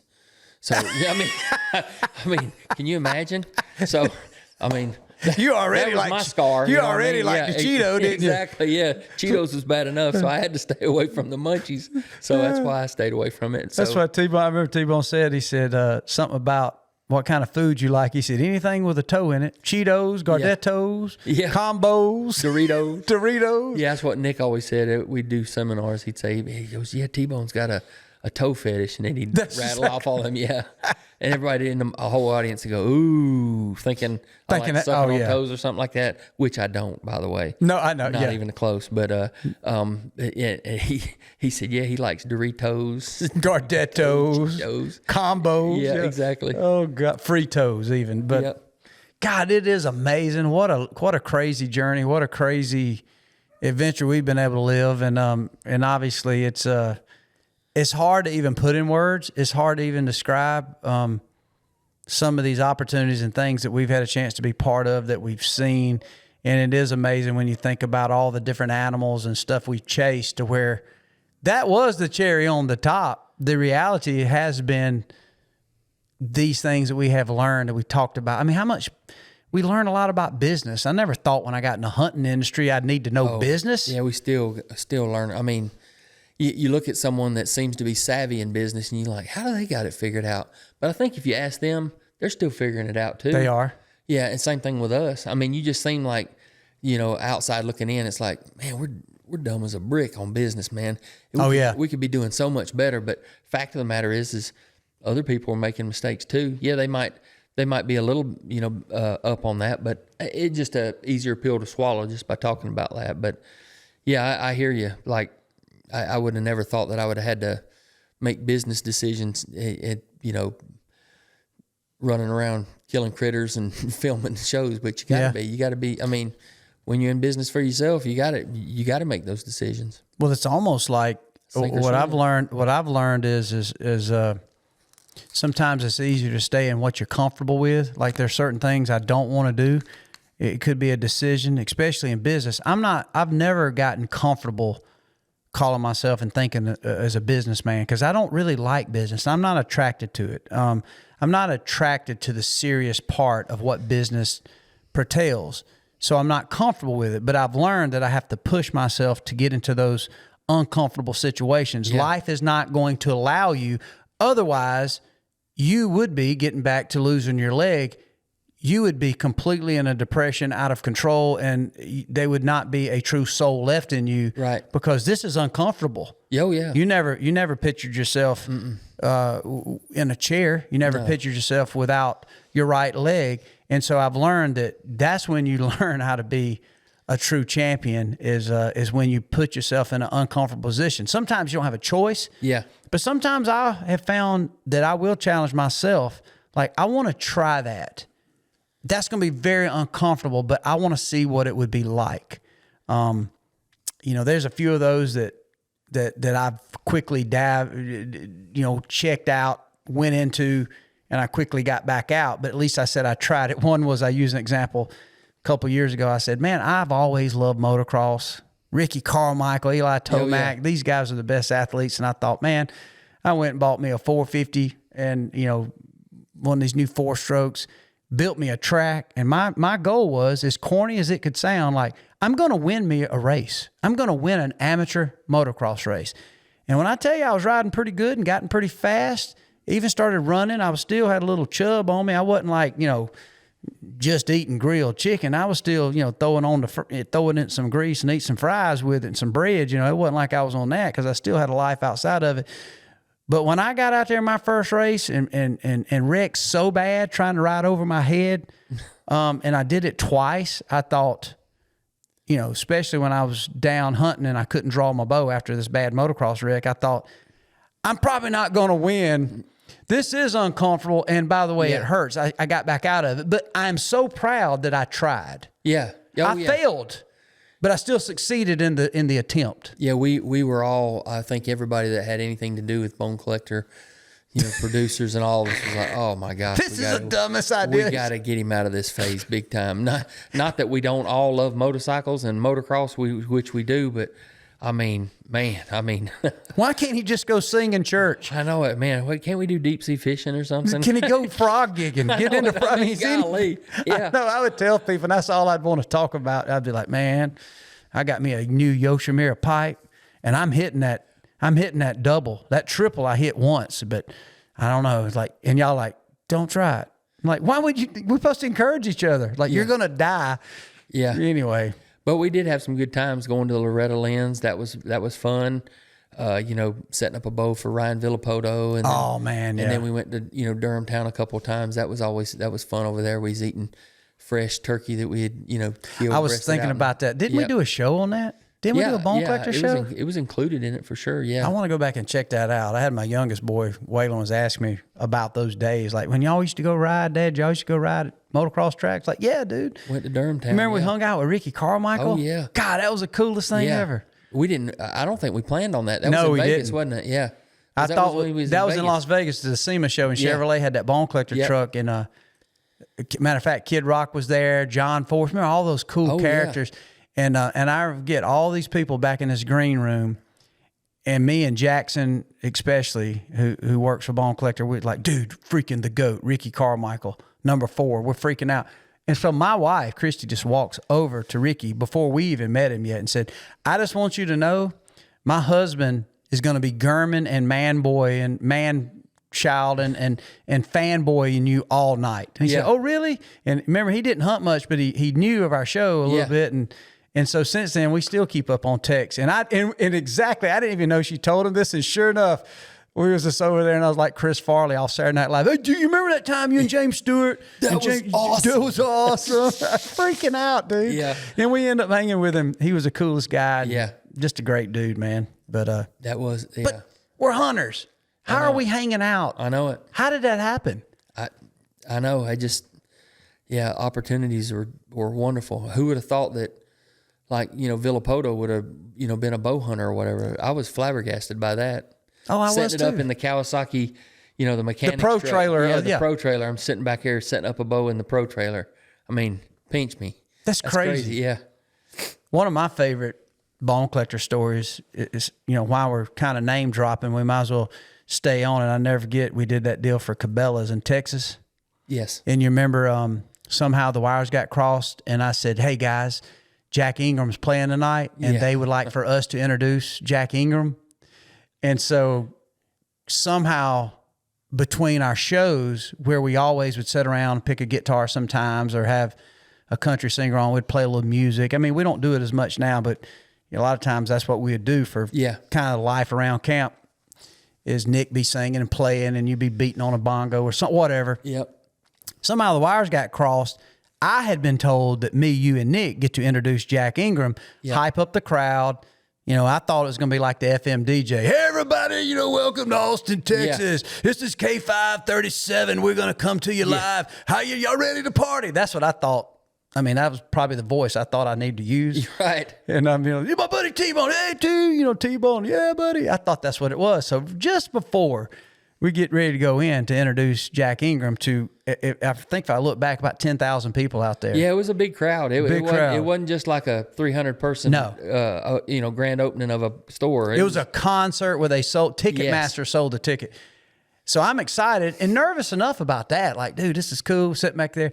All of a sudden, the girl comes up to us and says, "Y'all set, you have 30 minutes and y'all didn't make it to rehearsal." And I'm like, We're not musicians. And she looked at me, and I'm like, we don't play music. We're just here to introduce Jack, right? Like, no. And she's like got her clipboard out. This is like off a movie. And I'm like, "No way, dude, we're not." And so immediately Nick was like, dude, we can sing. Nick, if you need us to sing a few, this is Nick Mutt and T-Bone sitting there. And we're like, "What do we?" And I said, "Man," so immediately we kind of started getting this. And me being a worry ward, I'm sitting there, I'm back there like, "What the hell? You could have told us about this, man." And I didn't know. Bit of prep. I was not. I would have. Yeah, like, dude, why are we not organized? So somehow our strings got crossed. And so rather than scrap it, I said, "Listen, we're not a band, but if you need us to kill 30 minutes, we're good enough BSers. We can probably get up there and entertain the crowd." I remember Jim Shockey was there. Yeah. I forget, there was a bunch of hunting personalities. Yeah. Babe Winkleman was there specifically. Yep. I remember Babe being out there. So I go and literally I look and there's a row of guitars and I ask, and one of them there's an acoustic guitar and Jack Ingram is standing there. I never met him. And I asked him specifically, I said, "Hey, Jack, I'm Michael Waddell. You don't know me probably. You don't hunt her." And he didn't know me from Adam. I said, "But we're introducing you tonight. But wires got crossed. I guess we're supposed to play." And he's just looking at me like, "Who is this idiot?" And I said, "But could I borrow one of your guitars?" And so he said, "Sure." He was cool. He could have been the biggest prick, because a lot of musicians, you do not touch their instruments. He literally handed me one of his guitars. He had a couple back there. I remember that. And we go up there, and I never forget, we was up there talking a little bit, and I remember talking about campfire songs, and we talked a little bit, and I strummed a few chords and talked about you guys in the event at Cabela's, and thanks for having us. And I said, "But, if we're going to be here, we might as well play a few camp songs." And my buddy Nick wants to start off with just a good old camp ballad. And I John, and he's like, "In the still of the night, I hear the wolf howl, honey." Yeah, exactly. It was just play. And I figured, and I don't know if it was that song or the next one that we did or something like that, but you said, "Yeah, this is Jim Shockey's favorite," and knowing good and well he ain't never listened. He never heard Whitesnake. Yeah, exactly. Golly, but that's just one that we've been back in adapt and conquer. So many holes. I remember we did. I remember flying that plane in there. Remember how windy it was, and like we were going into the side wind. It was a private plane, but a caravan, I think it was. Yeah, but the wing was just like 6 inches off of it because we were to land. Yeah, it was a side wind. Golly. I was scared to death. Winston was the pilot. Winston was the pilot. Yeah. I remember Winston. Yeah, I remember it was a caravan, a little big slow plane, but it got us there. We'd been turkey hunting. We was turkey hunting. That's exactly right, in Texas. South Texas. We're just getting started. Hold on. We got a little bit more coming after this. Spandau Arms was founded with a simple idea. The best part of hunting isn't the gear, it's the memories. From the first rooster rise of the season in the tall grass to the last second opportunity on the target buck as sunset closes in. Spandau believes firearms should be built to perform, priced to be accessible, and designed to become an essential piece of your hunting story. Their lineup includes field-ready shotguns and precision-driven rifles built for hunters, competitors, and recreational shooters who know that quality and dependability matter more than the hype. Born from the experience of American hunters and crafted by generations of gunmakers, each Spandau firearm is built for real-world performance in the moments that matter. With your rifle attached by our patented Spartan Magnaswitch system, rise up from behind the sagegrass, silently, quickly, stable, and ready to fire. The Spartan Springbok bipod and tripod deliver button-free instant position changes, always ready to provide a stable shooting platform. Find us at javelinbipod.com to see the system in action and purchase fulfilled direct to you from our Texas warehouse. Another memorable trip I remember is we did this engagement. That sounded fancy, but we had a conversation. Engagement. But it was me, you, and all, and it was like a men's conference type of deal, or like a company speak over in Alabama. And you remember that we were sitting there talking, just laughing, cutting up, and the guy just yelled out of the room, God, I wish I got his number. I've talked to his son still. Down in South Alabama? I think it was, yeah. Eubanks? Mike Eubanks. Yeah. Mike Eubanks has had us in there. Yeah.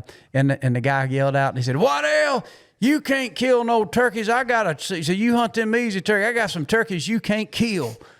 And right there, and I was like, well, where are they at?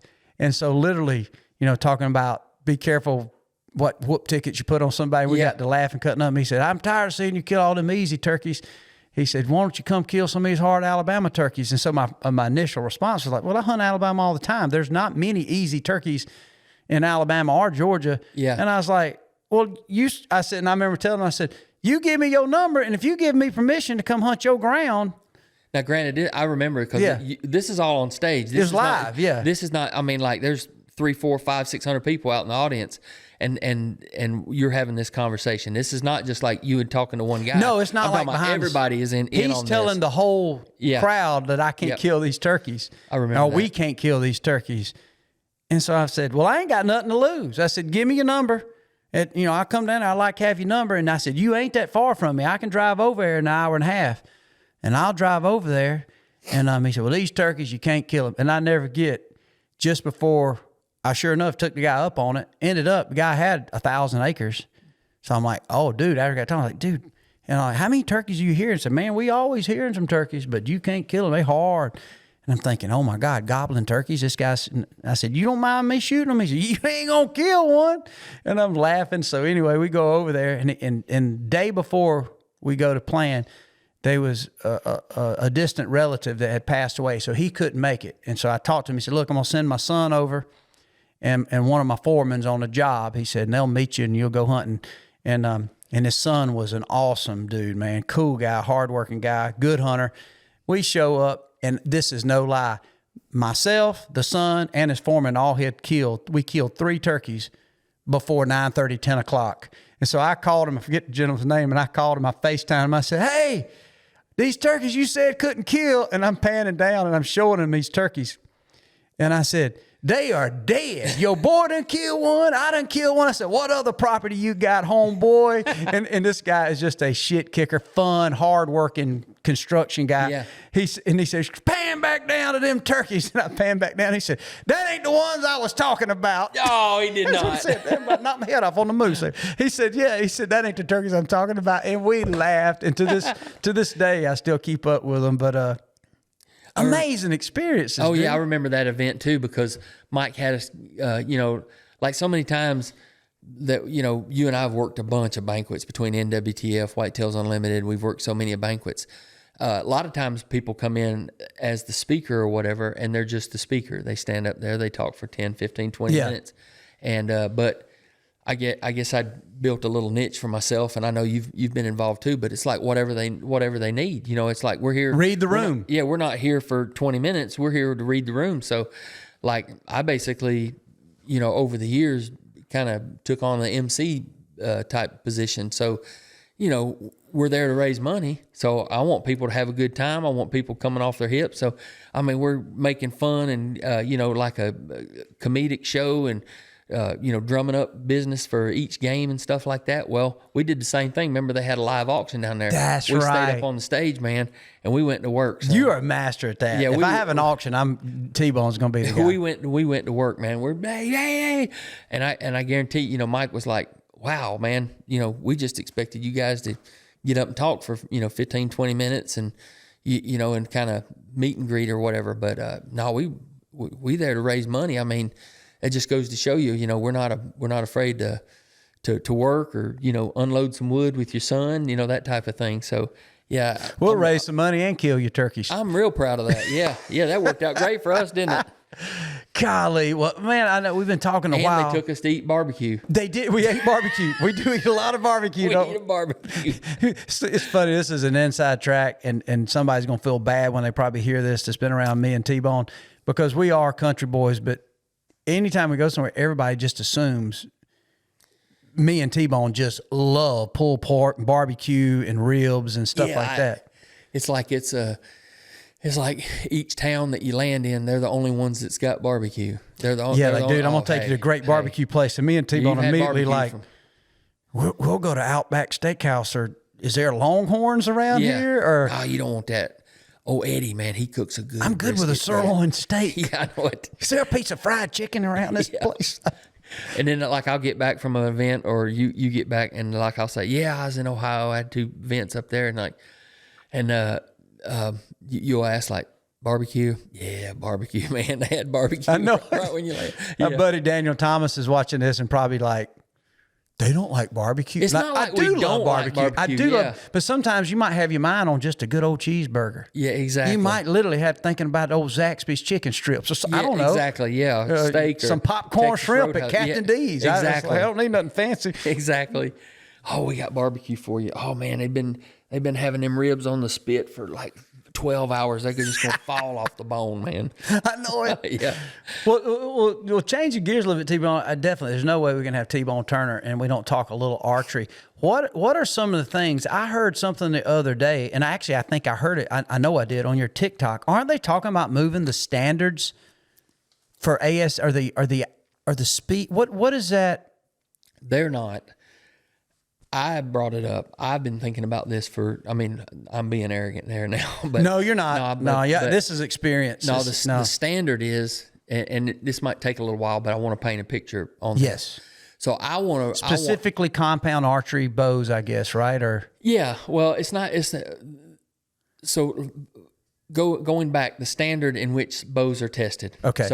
So there's a bunch of different ways to attack this. IBO, which is the International Bowhunting Organization, set a standard for tournaments of a 350 grain arrow, 30-inch draw, 70 pounds. They're saying that is they're saying that's the norm. That's what they're saying. Or we're standard. talking 25, 30 years ago. This is when it was set. This is when you had overdraws. This is when you're trying to do everything you can to get the speed out of a bow. But International Bowhunting Organization, their bylaws, and I might not be quoting this right, but it's for it's to preserve bow hunting heritage. Well, a 350 grain arrow at 70 pounds and 30 inches of draw is not a good hunting arrow. That's way too light, extremely light. Nobody shoots that. I mean, you have to really, really, really work hard to attain that.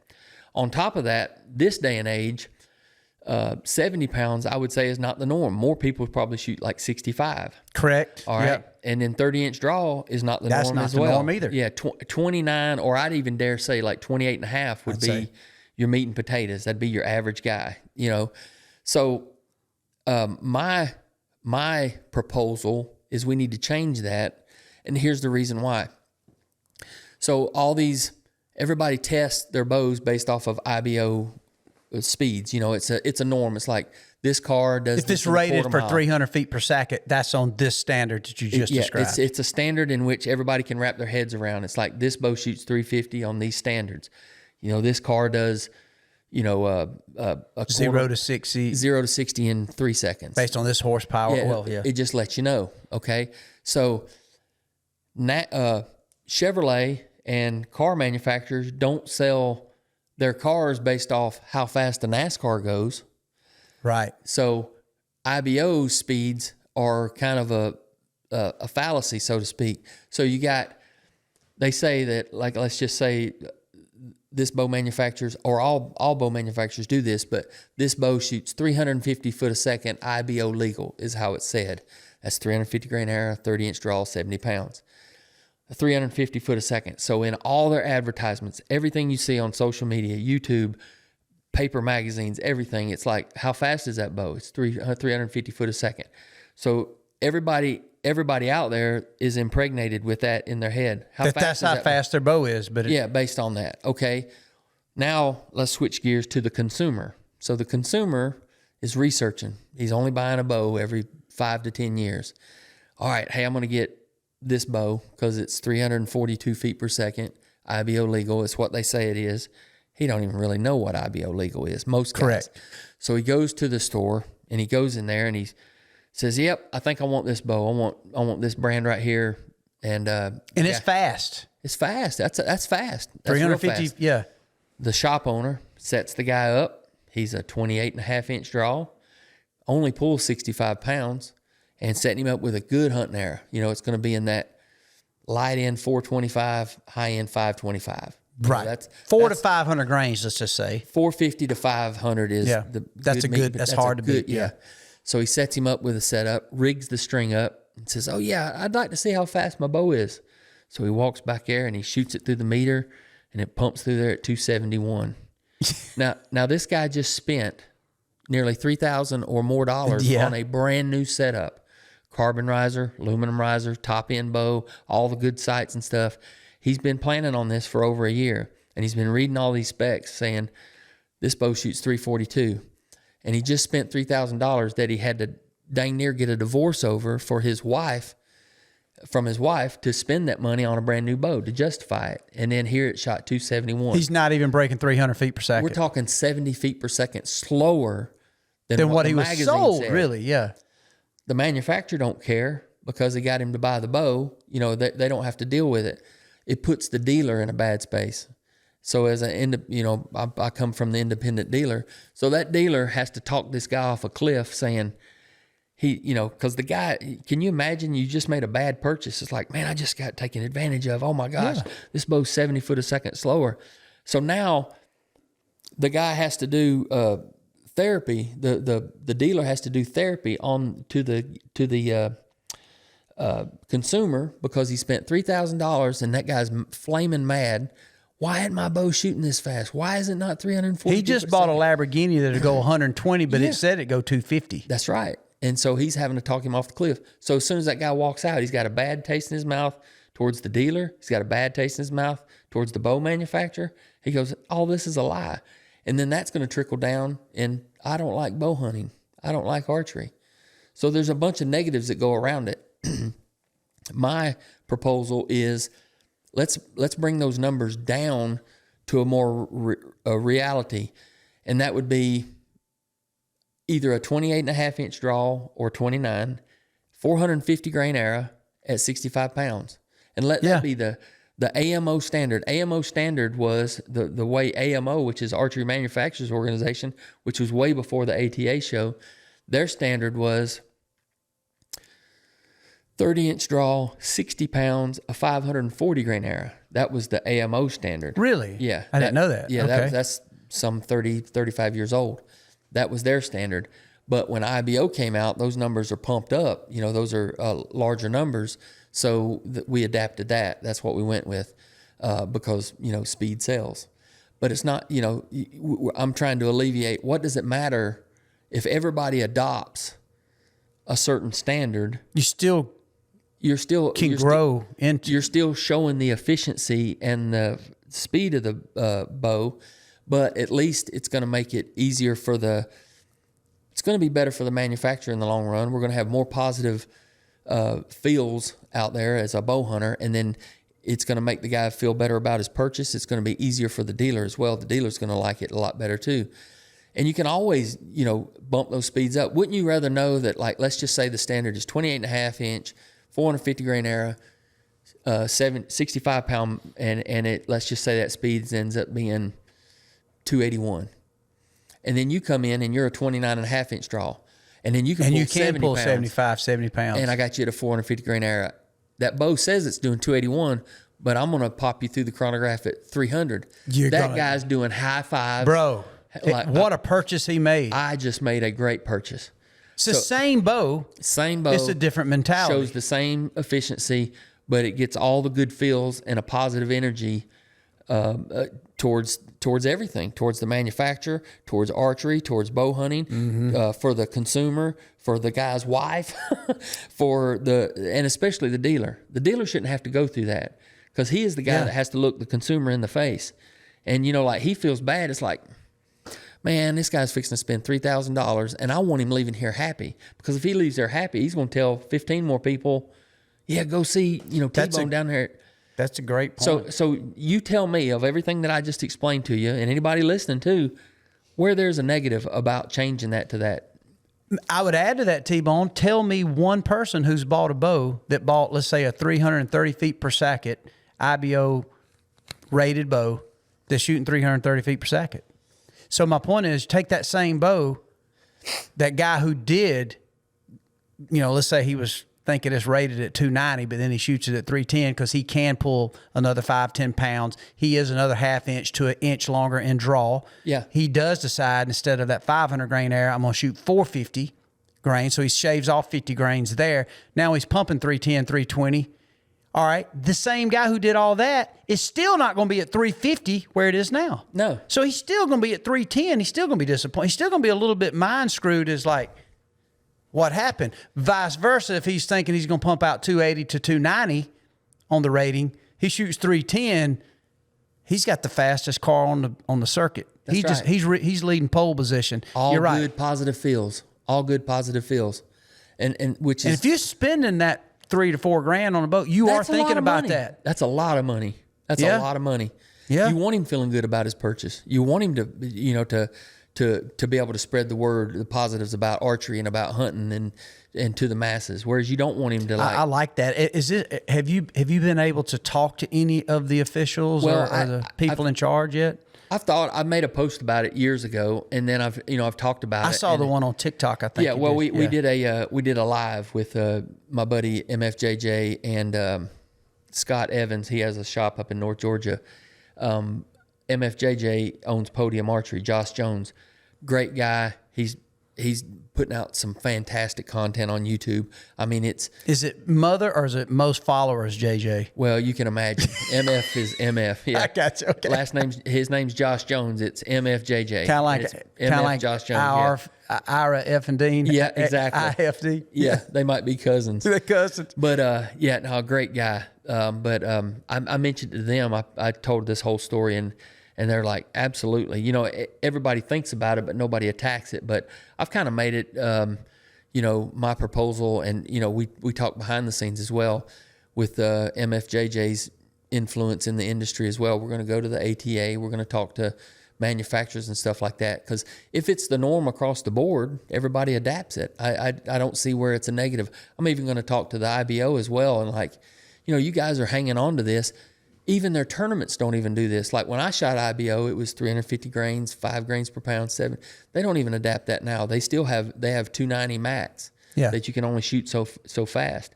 and it's better for the equipment. It's better. I mean, Right. You're not pushing as hard. Any category you want to come at me with, it's just better as far as like quieter for the bow. It's it's easier to tune. You're going to be more accuracy.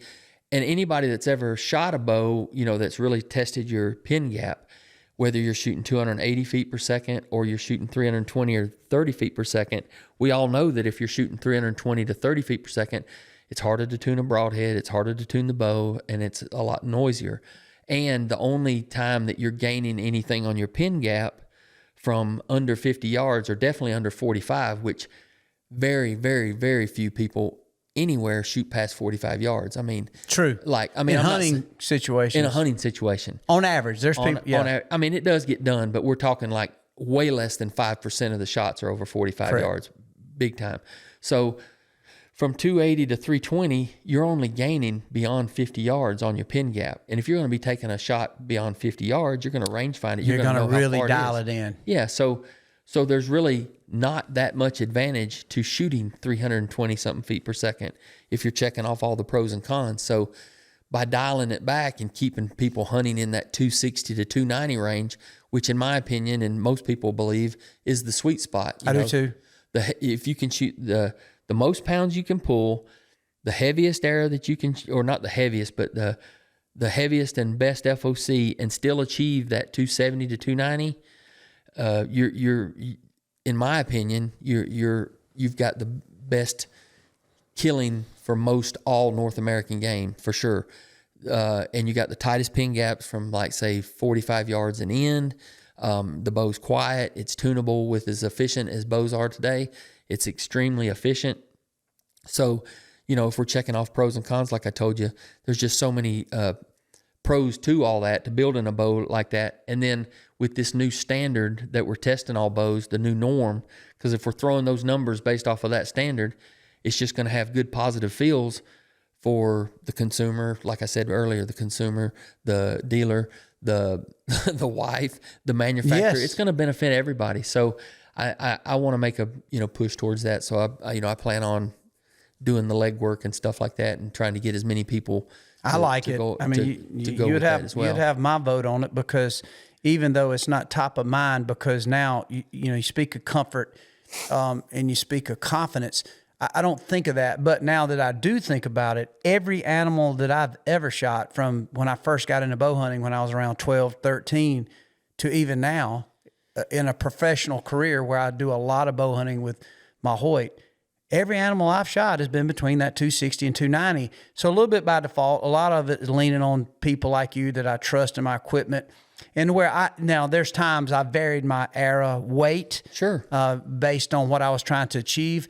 But in any circumstance, technology will prove to be the champion, meaning even no matter how nostalgic we are, everything evolves. You hear people talk about, oh man, just go get longbow, go get a recurve. But who's the hero of archery? Your Howard Hills, your Fred Bears. Fred Bear also created one of the first efficient compound bows. So even those guys. So in every field we work in, you're going to evolve.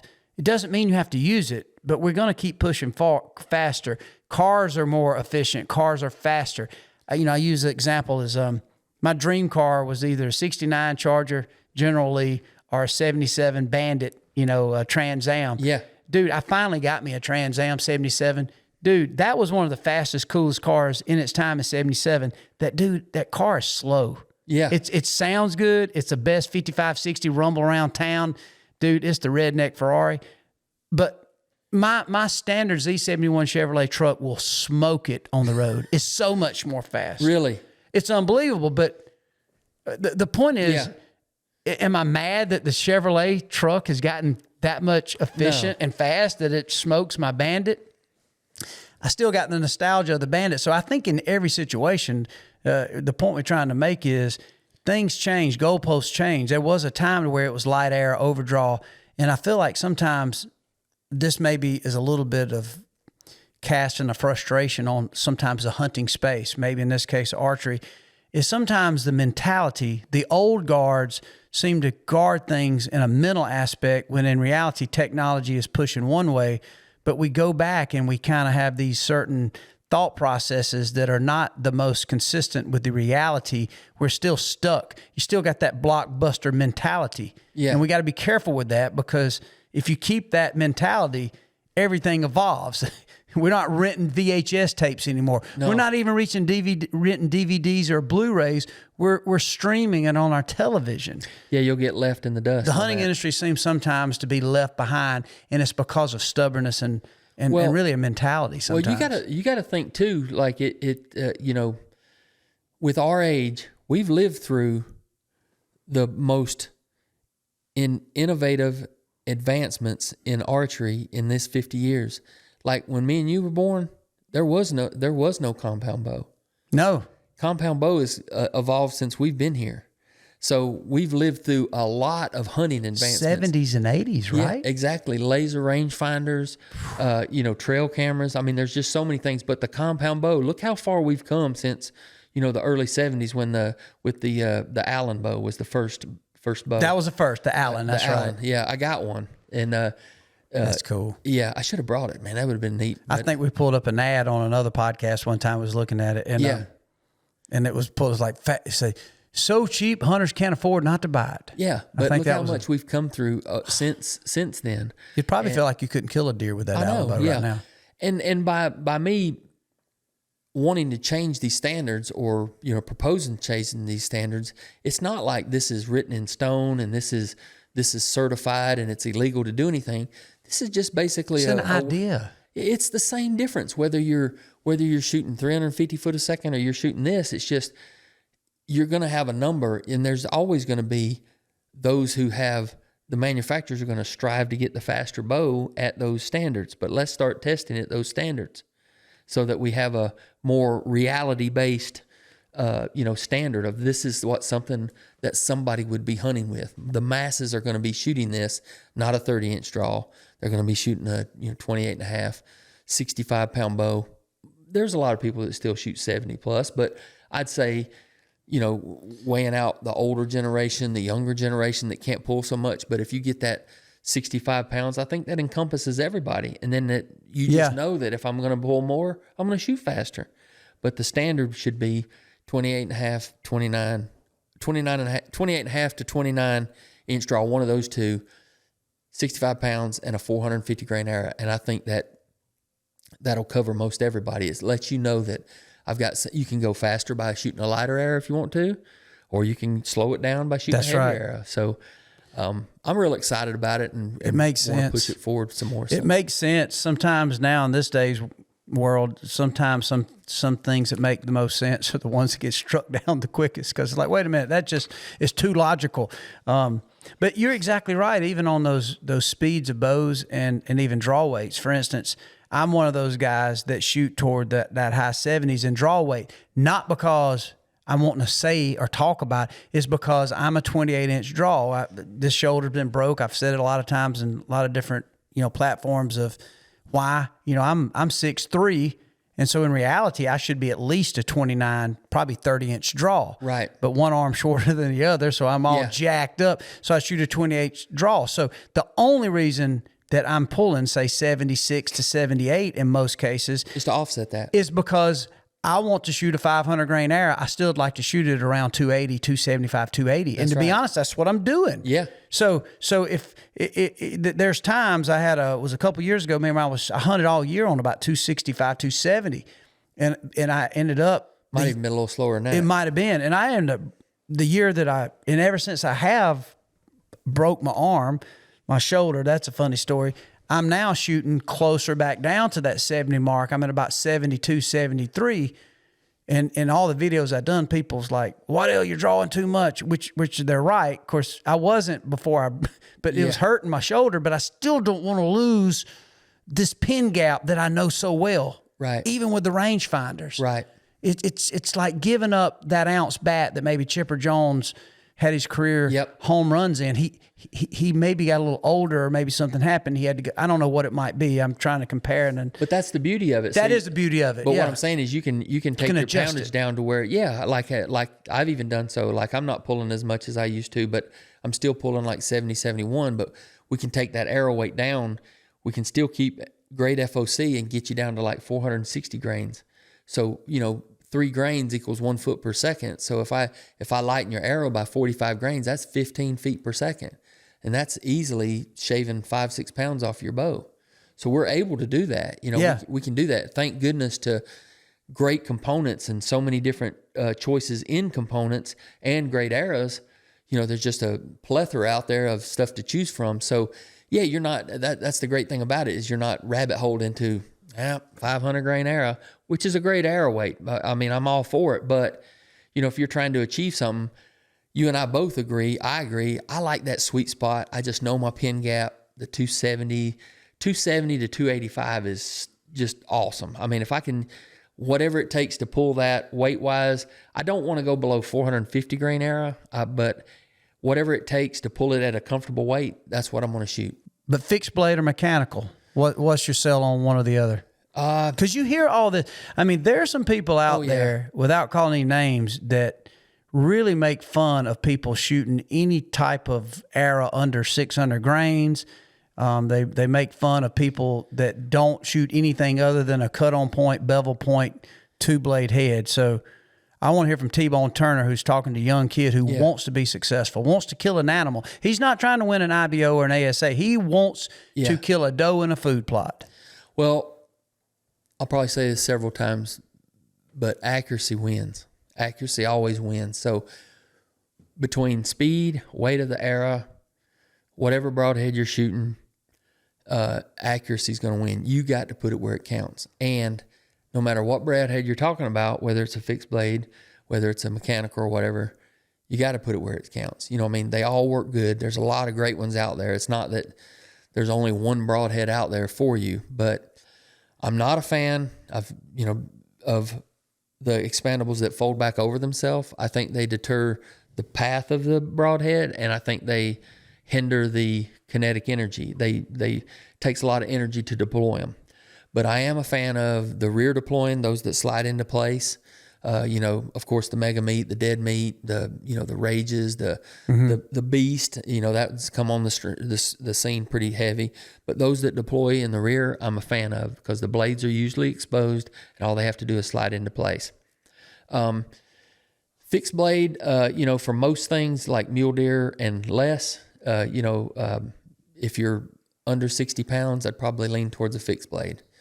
Fixed blade, negative to it is because it is such not quite as not aerodynamic, is you have trouble with steering it. So it's got wings. It's got wings. It's not as aerodynamic. So it's actually the wings on the front end of the bow. So I mean, it's proof in the pudding. You have to really make sure your bow is tuned, and then also you really need to tune your broadheads to make sure that they're aligned, not just indexed correctly, but make sure that they're spinning true. Put them on the machine, make sure that they're spinning true to get the utmost accuracy out of them. Not quite plug and play with a fixed blade. Exactly. That's the best way of putting it. It's not a plug and play. That if you're willing to go through that and you owe it to the animal to go through that, then by all means do so. It's not a big a deal if you're shooting lower poundage and you're not shooting the speed, but if you're trying to achieve that 270 to 290, it could end up being a problem with the fixed blade broadheads. The advantages and what makes mechanical so popular, rear deploying mechanical so popular, is because it is more of a plug and play. Shoots extremely close to your field points, if not just like your field points in most cases. Still make sure that your bow is tuned, and it is aerodynamic so that it groups well. Accuracy's there, and then when it gets there, you've got a larger cutting diameter than any fixed blade that there is. You're talking a 2-inch cut, and with the Mega Meat, it's a 3-blade, not a 2-blade. So if you measure the surface area of 3 blades, you're getting 33% more cutting. So therefore, there's going to be that much more hemorrhaging on a 3-blade versus the most of your standard mechanical 2 blades. So big fan of a 3-blade, big fan of the mechanical. It's aerodynamic, it's accurate, and it's going to be a lot larger cut in diameter. So many people that we talk about this, they talk about, the shoulder, fear in the shoulder, hitting the shoulder, and bone crunching. Well, A lot of these broadheads, and most of them are made out of steel and or, high strength aluminum, so to speak. If you hit that, it's going to be a problem no matter what, unless you're shooting that 700 grain, 600. Yeah. But you're losing so many advantages in hunting, shooting that heavy of an arrow for most all of North America. To try to hit a bone that's about the size of this bone, essentially. You got the triangle of these. That's right. It's a lot just to miss that. Yeah, exactly. So if you're shooting a through that 700 grain arrow, then you're going to be shooting considerably slower. You got reaction times, and then you've got length, how far you can shoot, effectively. I think you have to have a certain amount of speed to shoot accurately, 260, 70, 8, 90 feet per second if you're going to shoot a longer shot. So, 700 is not conducive. Yeah, it would probably go through the shoulder better. However, there's two sides to a critter. You got the shoulder, but then you got the guts. Well, if I had a 1 inch or a 1 1/16 inch fixed blade and I shot bad the other way and went through the guts, that's going to be a problem. Whereas if I had a 2 inch cut 3 blade and I go through the guts, I'm going to feel a lot better about that for sure. Definitely going to get sicker quicker. Yeah. So both are dead, but sicker quicker. And if you hit the shoulder, in most cases, you're not in the vitals. No. You're not where you need to be anyway. You're too far forward. Yeah. You're not where you really need to be anyway. Yeah. Whereas a critter will die if you shoot him in the guts. I'm not saying that's where you need to aim at, but right. If you put a massive hole through there, he is going to die. Again, it's the pros and cons. Accuracy is always going to win. If I can shoot more accurate with a mechanical and know that when it gets there, it's going to have a bigger cutting diameter. Let's just say that for some reason the blades got welded shut. Well, if you look at the mega meat or the dead meat and a lot of the other mechanicals, the even blades the Rage, are already exposed. They're already exposed. It's just like shooting a mini fixed blade anyway. If you super glued them, you can still kill a critter. Yeah, they're still. Yeah, so it's not like you're not going to kill the critter. So let's just look at all the pros and cons. I mean, guys out there got good common sense. Just check the boxes off on yourself. Not to say that fixed blade ain't good. It's just you may spend a lot more time, and then there's still going to be some head scratching as to how accurate you actually are going to be with them.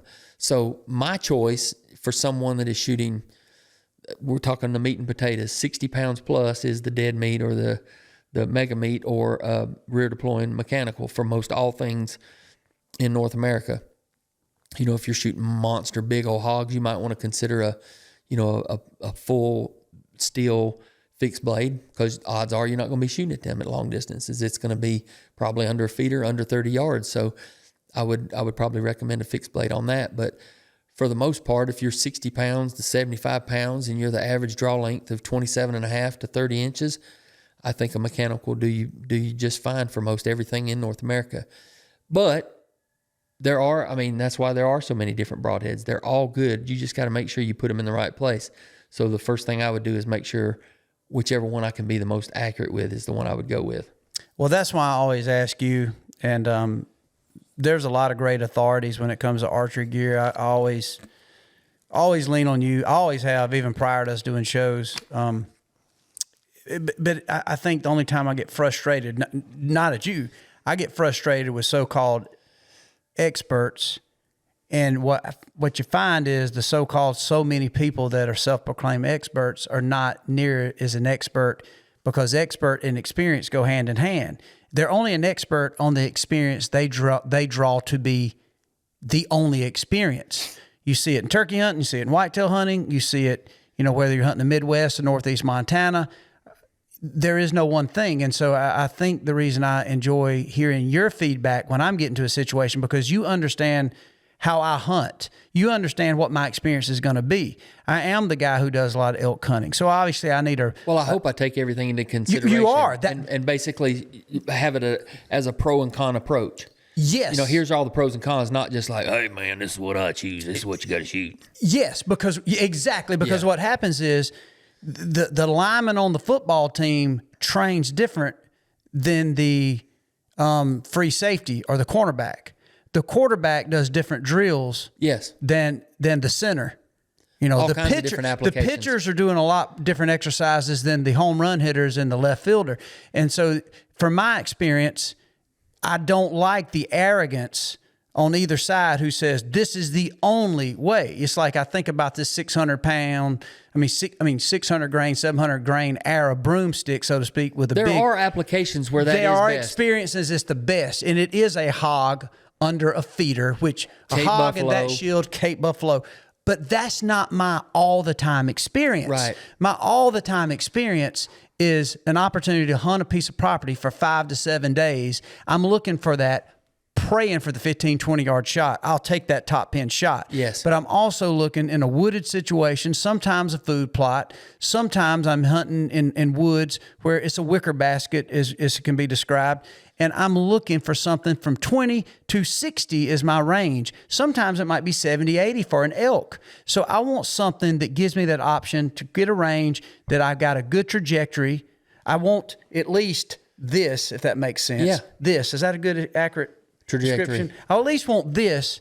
I don't have to have this, a bullet. Yeah. But I don't want this. Yeah, rainbow. Because there's a lot of things that I can hit at 30 yards trying to shoot 60 yards. I need to shoot through some longleaf pines. I might need to shoot through some conifers out in New Mexico trying to get that trophy elk at 50 yards. Yeah. But I still want the backbone to get good penetration. I still want enough to where if I'm missing that shoulder and I get back a little bit in that liver or gut. And so my point is, anybody that tells you you're a child or you're dumb or you're ignorant for doing this thing, they're actually the ones that I would flip and say, no, you're the ignorant one because you're only thinking of your experience. Yeah, you're not not being thinking open-minded. well-rounded. You are training to be the marathon runner.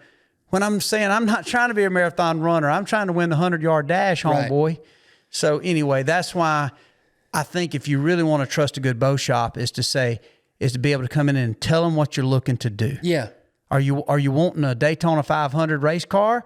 Are you wanting the drift car Or someone or dirt track or letting them explain the pros and cons. Yes. And let you be the deciding factor. And then hopefully, this day and age between, YouTube and social media and stuff, you can educate yourself a lot on that stuff. But yeah, don't get pigeonholed into thinking you can't, because there's different applications and each one's going to serve you better. But the same thing holds true with when we're talking about rifles and you're talking about ammunition. Same thing. Like let's pick what you're going to hunt for everything around. A 30-06 will do you good. A 270, a 308. Yeah, exactly.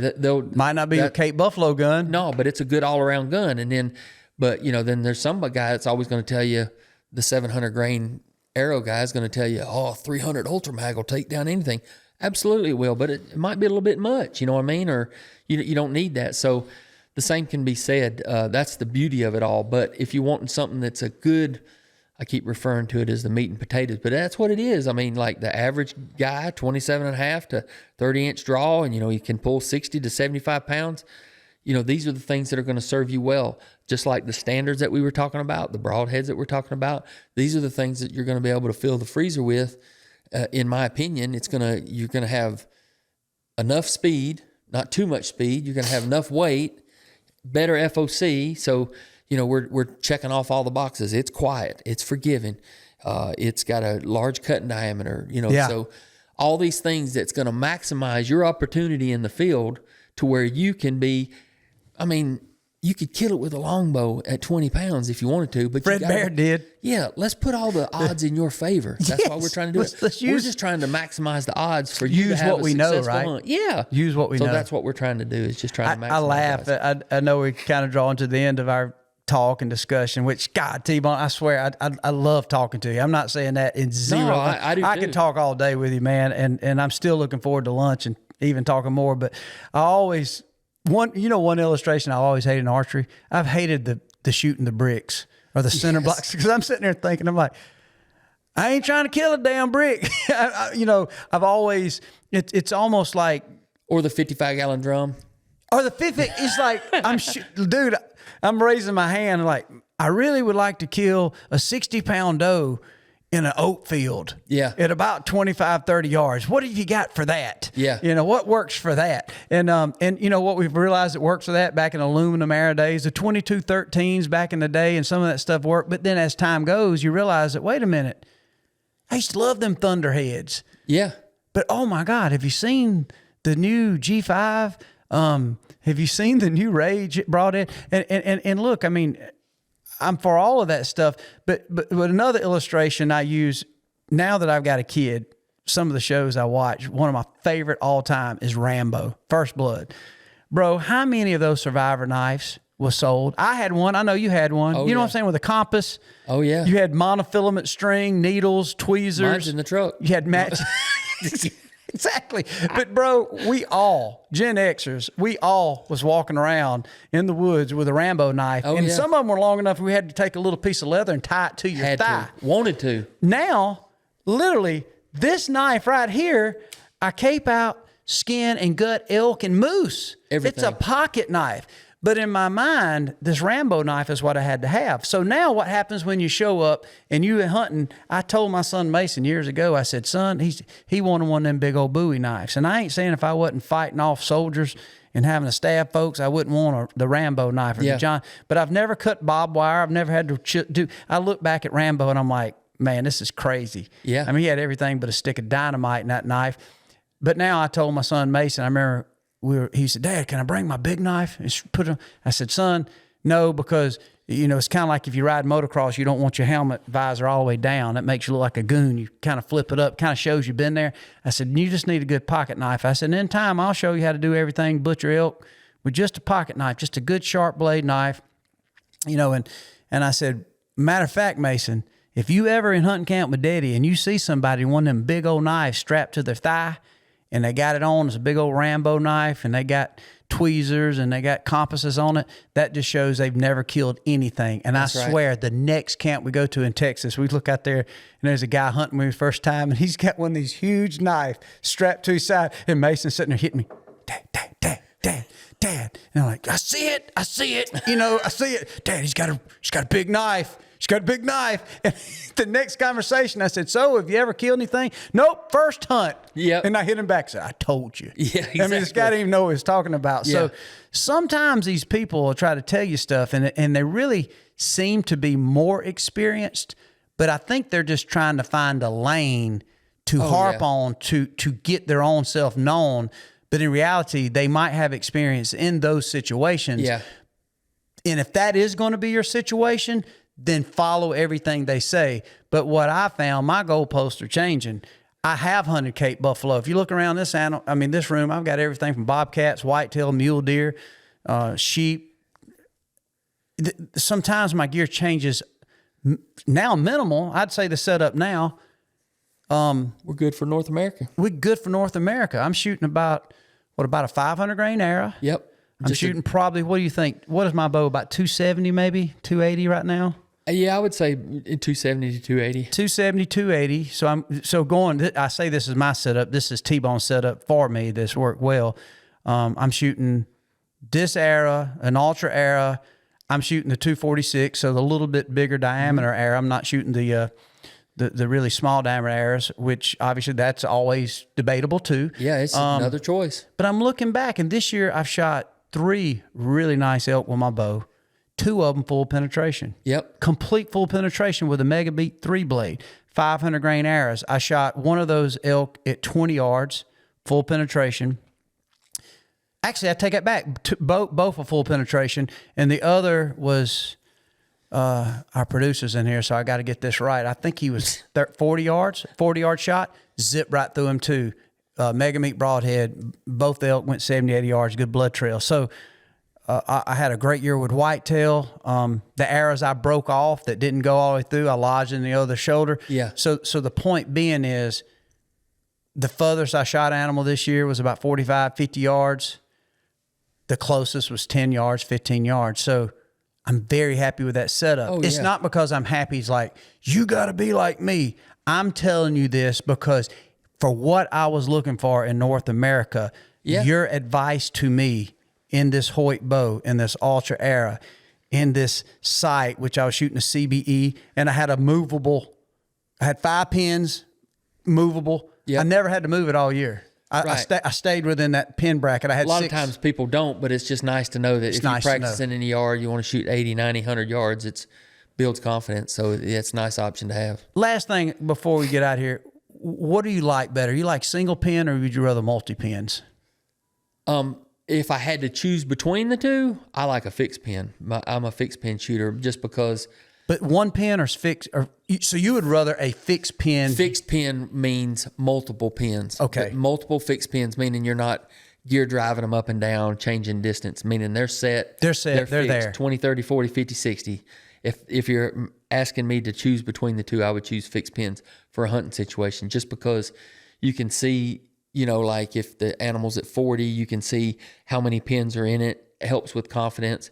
And I'm big on having horizontal pins versus a vertical, because I like to be able to see the depth of the critter in between the pins. Whereas this way, you hide a lot of the depth of the animal. You know what I mean? I agree. Yeah, so I like a horizontal pin versus a vertical, but fixed pins, rut situation, running down the hill, you stop it. It's like, man, I know it's somewhere between 40 and 30. You don't have time to be ranging, changing it. You need to be able to hold up, hold a little high, hold a little low, and you've got those fixed pins as a reference. So I would choose that. However, in this day and age, most all sight manufacturers are making the option of having fixed pins plus your bottom or your top pin, or both can be your mover. So let's just say you set you up the best of both worlds. That's kind of what I like as now, is you set you 3 pins, 4 pins, 5 pins, and then you use the bottom pin as your mover,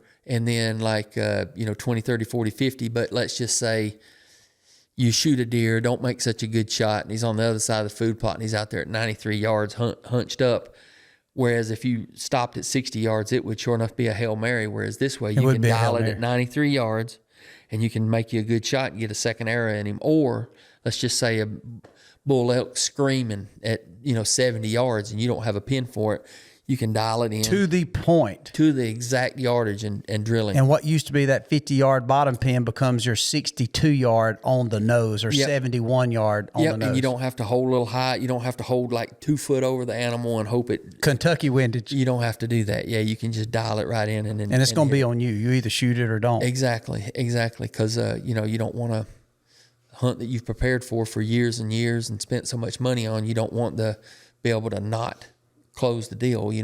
If that's what you need to be able to do is to shoot that far, then you should. That's always my favorite setup too. And a lot of people complain that they don't like to see all the pins, but I found that seeing all the pins actually helps me see a lot more than just the pins, because I'm looking, because I do shoot a lot of animals. I think back, I would say the bread and butter of most of the shots we shoot are 40 and 30 is sometimes that third pin gets a lot of work, 30 yards, because that's still close. Yeah. But 30 yards is 30 yards. But sometimes if you got a 40-yard shot, to me, that second and first pin, in that case, the 20 and 30-yard pin, tell me a lot about my 40-yard opportunity. Because that 30, if I'm looking out there and I got my 40 dialed in, but that 20 is still on a limb at 20, guess where my arrow's going? In the 20-yard limb before it gets to the target. So I want to see that. Every time, I'm not trying to ostracize or to not see the rest of my pins. It's a snapshot of confidence. I'm not looking below it. Yeah. I'm always looking above. It's a snapshot of confidence. It's just like so much information is coming into you in nanoseconds before you pull that trigger. It's like I'm seeing 3 pins on it. I'm confident in my yardage. I see that there's no limbs in my 20 and 30. I don't have to worry about hitting something. Whereas if you've got 1 pin, you don't know. It looks great. That, you're not getting any of that information. You're seeing this hole. Oh, yeah, but it's just like snapshot, clear. Your hole might be this, but in reality, that's what your hole is. So your hole should be this to make it's got to be that. Yeah. And then another thing is I've seen so many people, especially hunting shows, deer comes in and he's 31 yards, and you're going to take the time to range and change it to 31. You don't have that much time. I mean, how many deer their lives have been saved from somebody? Yeah. That's when I switched. It saved an elk's life for me, because I was single pinning it, and I'm I just lost a shot opportunity. Here's another thing. People are switching to 1 pin a lot because they can't see. With us having to wear reading glasses and older, I had to switch like 5 years ago. I've got a lens in my peep sight.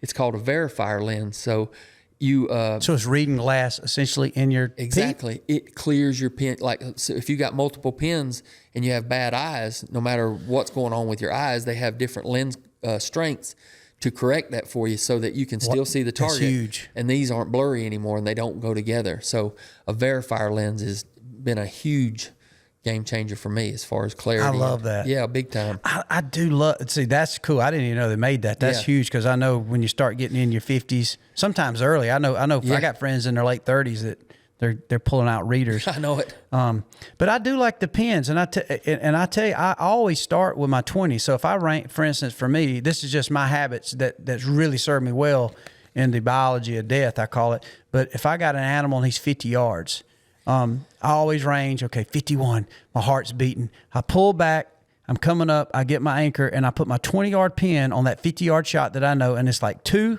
I know that's 2, and I say 3, 4, 5. Yep. Holy cow. And if people are listening, ever try that, it is amazing how locked in that gets you. And then, so I never say, where's my 50? And I come right to 50. It's always pull back. I put my 20-yard pin like I'm ready to kill him. Like, I know that's not it. 3, that's not it. 4, that's not it. 5, that's my pin. And I always, and this happens in literally 3 to 5 seconds. Then I'm looking back above from 2 to 4, which is 20 to 40. And I'm saying I'm clear. Arrow's launched. Probably less than 3 to 5 seconds. Probably way less. Way less, yeah. Yeah, and then, we've talked about how you can shoot farther than that by gapping. That's called gap shooting by putting. Yeah. So that's another thing people can use is like see where you're at above it. So do you think all this we're talking about, you think that's why a lot of these TAC events are getting so popular too? Because it gives you this, it's obviously you're competing amongst yourself to crawl up the mountains and the athletes. So you're on this. Well, there's no scorecard and it's a fellowship. It's a jamboree for bow hunters. And you feel like you hunting, but you stuck arrows in foam. Yeah, exactly. And it's like, it's just fun. You're out there with 5 or 6 of your guys. There's nothing on the line. The only thing that's on the line is a lost arrow. Other than that, you're out there in a hunting situation. And bragging rights that maybe you did make you ranged the doll sheep in a situation that feels like that. You ranged them at 80, but then the arc says you should shoot them at 55 and straight down the hill. And it worked. Lose a few arrows and you gain some confidence and you see some real life situations. But the biggest thing is you get the fellowship with like-minded individuals, 2,000 or 3,000 folks that are, plus all the manufacturers are there. So you can talk to the people that are building the equipment. So no, it's really become popular. And again, you don't have to worry about the score. There's nobody cares if you're first or 50th. It doesn't matter. You're just going to have an empty quiver if you're not as successful. That's about it. So yeah, they're real popular. That's awesome. Well, I guess we'll sum it up. But so how is T-Bone, and where are you at right now, T-Bone, and where can people find you, buddy? Well, Bone Collector, all things Bone Collector, absolutely go to bonecollector.com and then follow our social medias there. But for me personally, T-Bone Outdoors, Instagram, Facebook, and Twitter, and X, and I'm over there with Elon Musk a little bit too. So there you go. Yeah, no, we're there. We'll have a little funny something or other. We'll have a little something working in the yard and archery stuff, and we just kind of celebrate Casa de Bone and the life over there. So we clicking right along. Well, I love you, and I don't care how many legs you got. I know you're an ass kicker, buddy. T-Bone Love you too, Turner, man. I appreciate you, buddy. You too.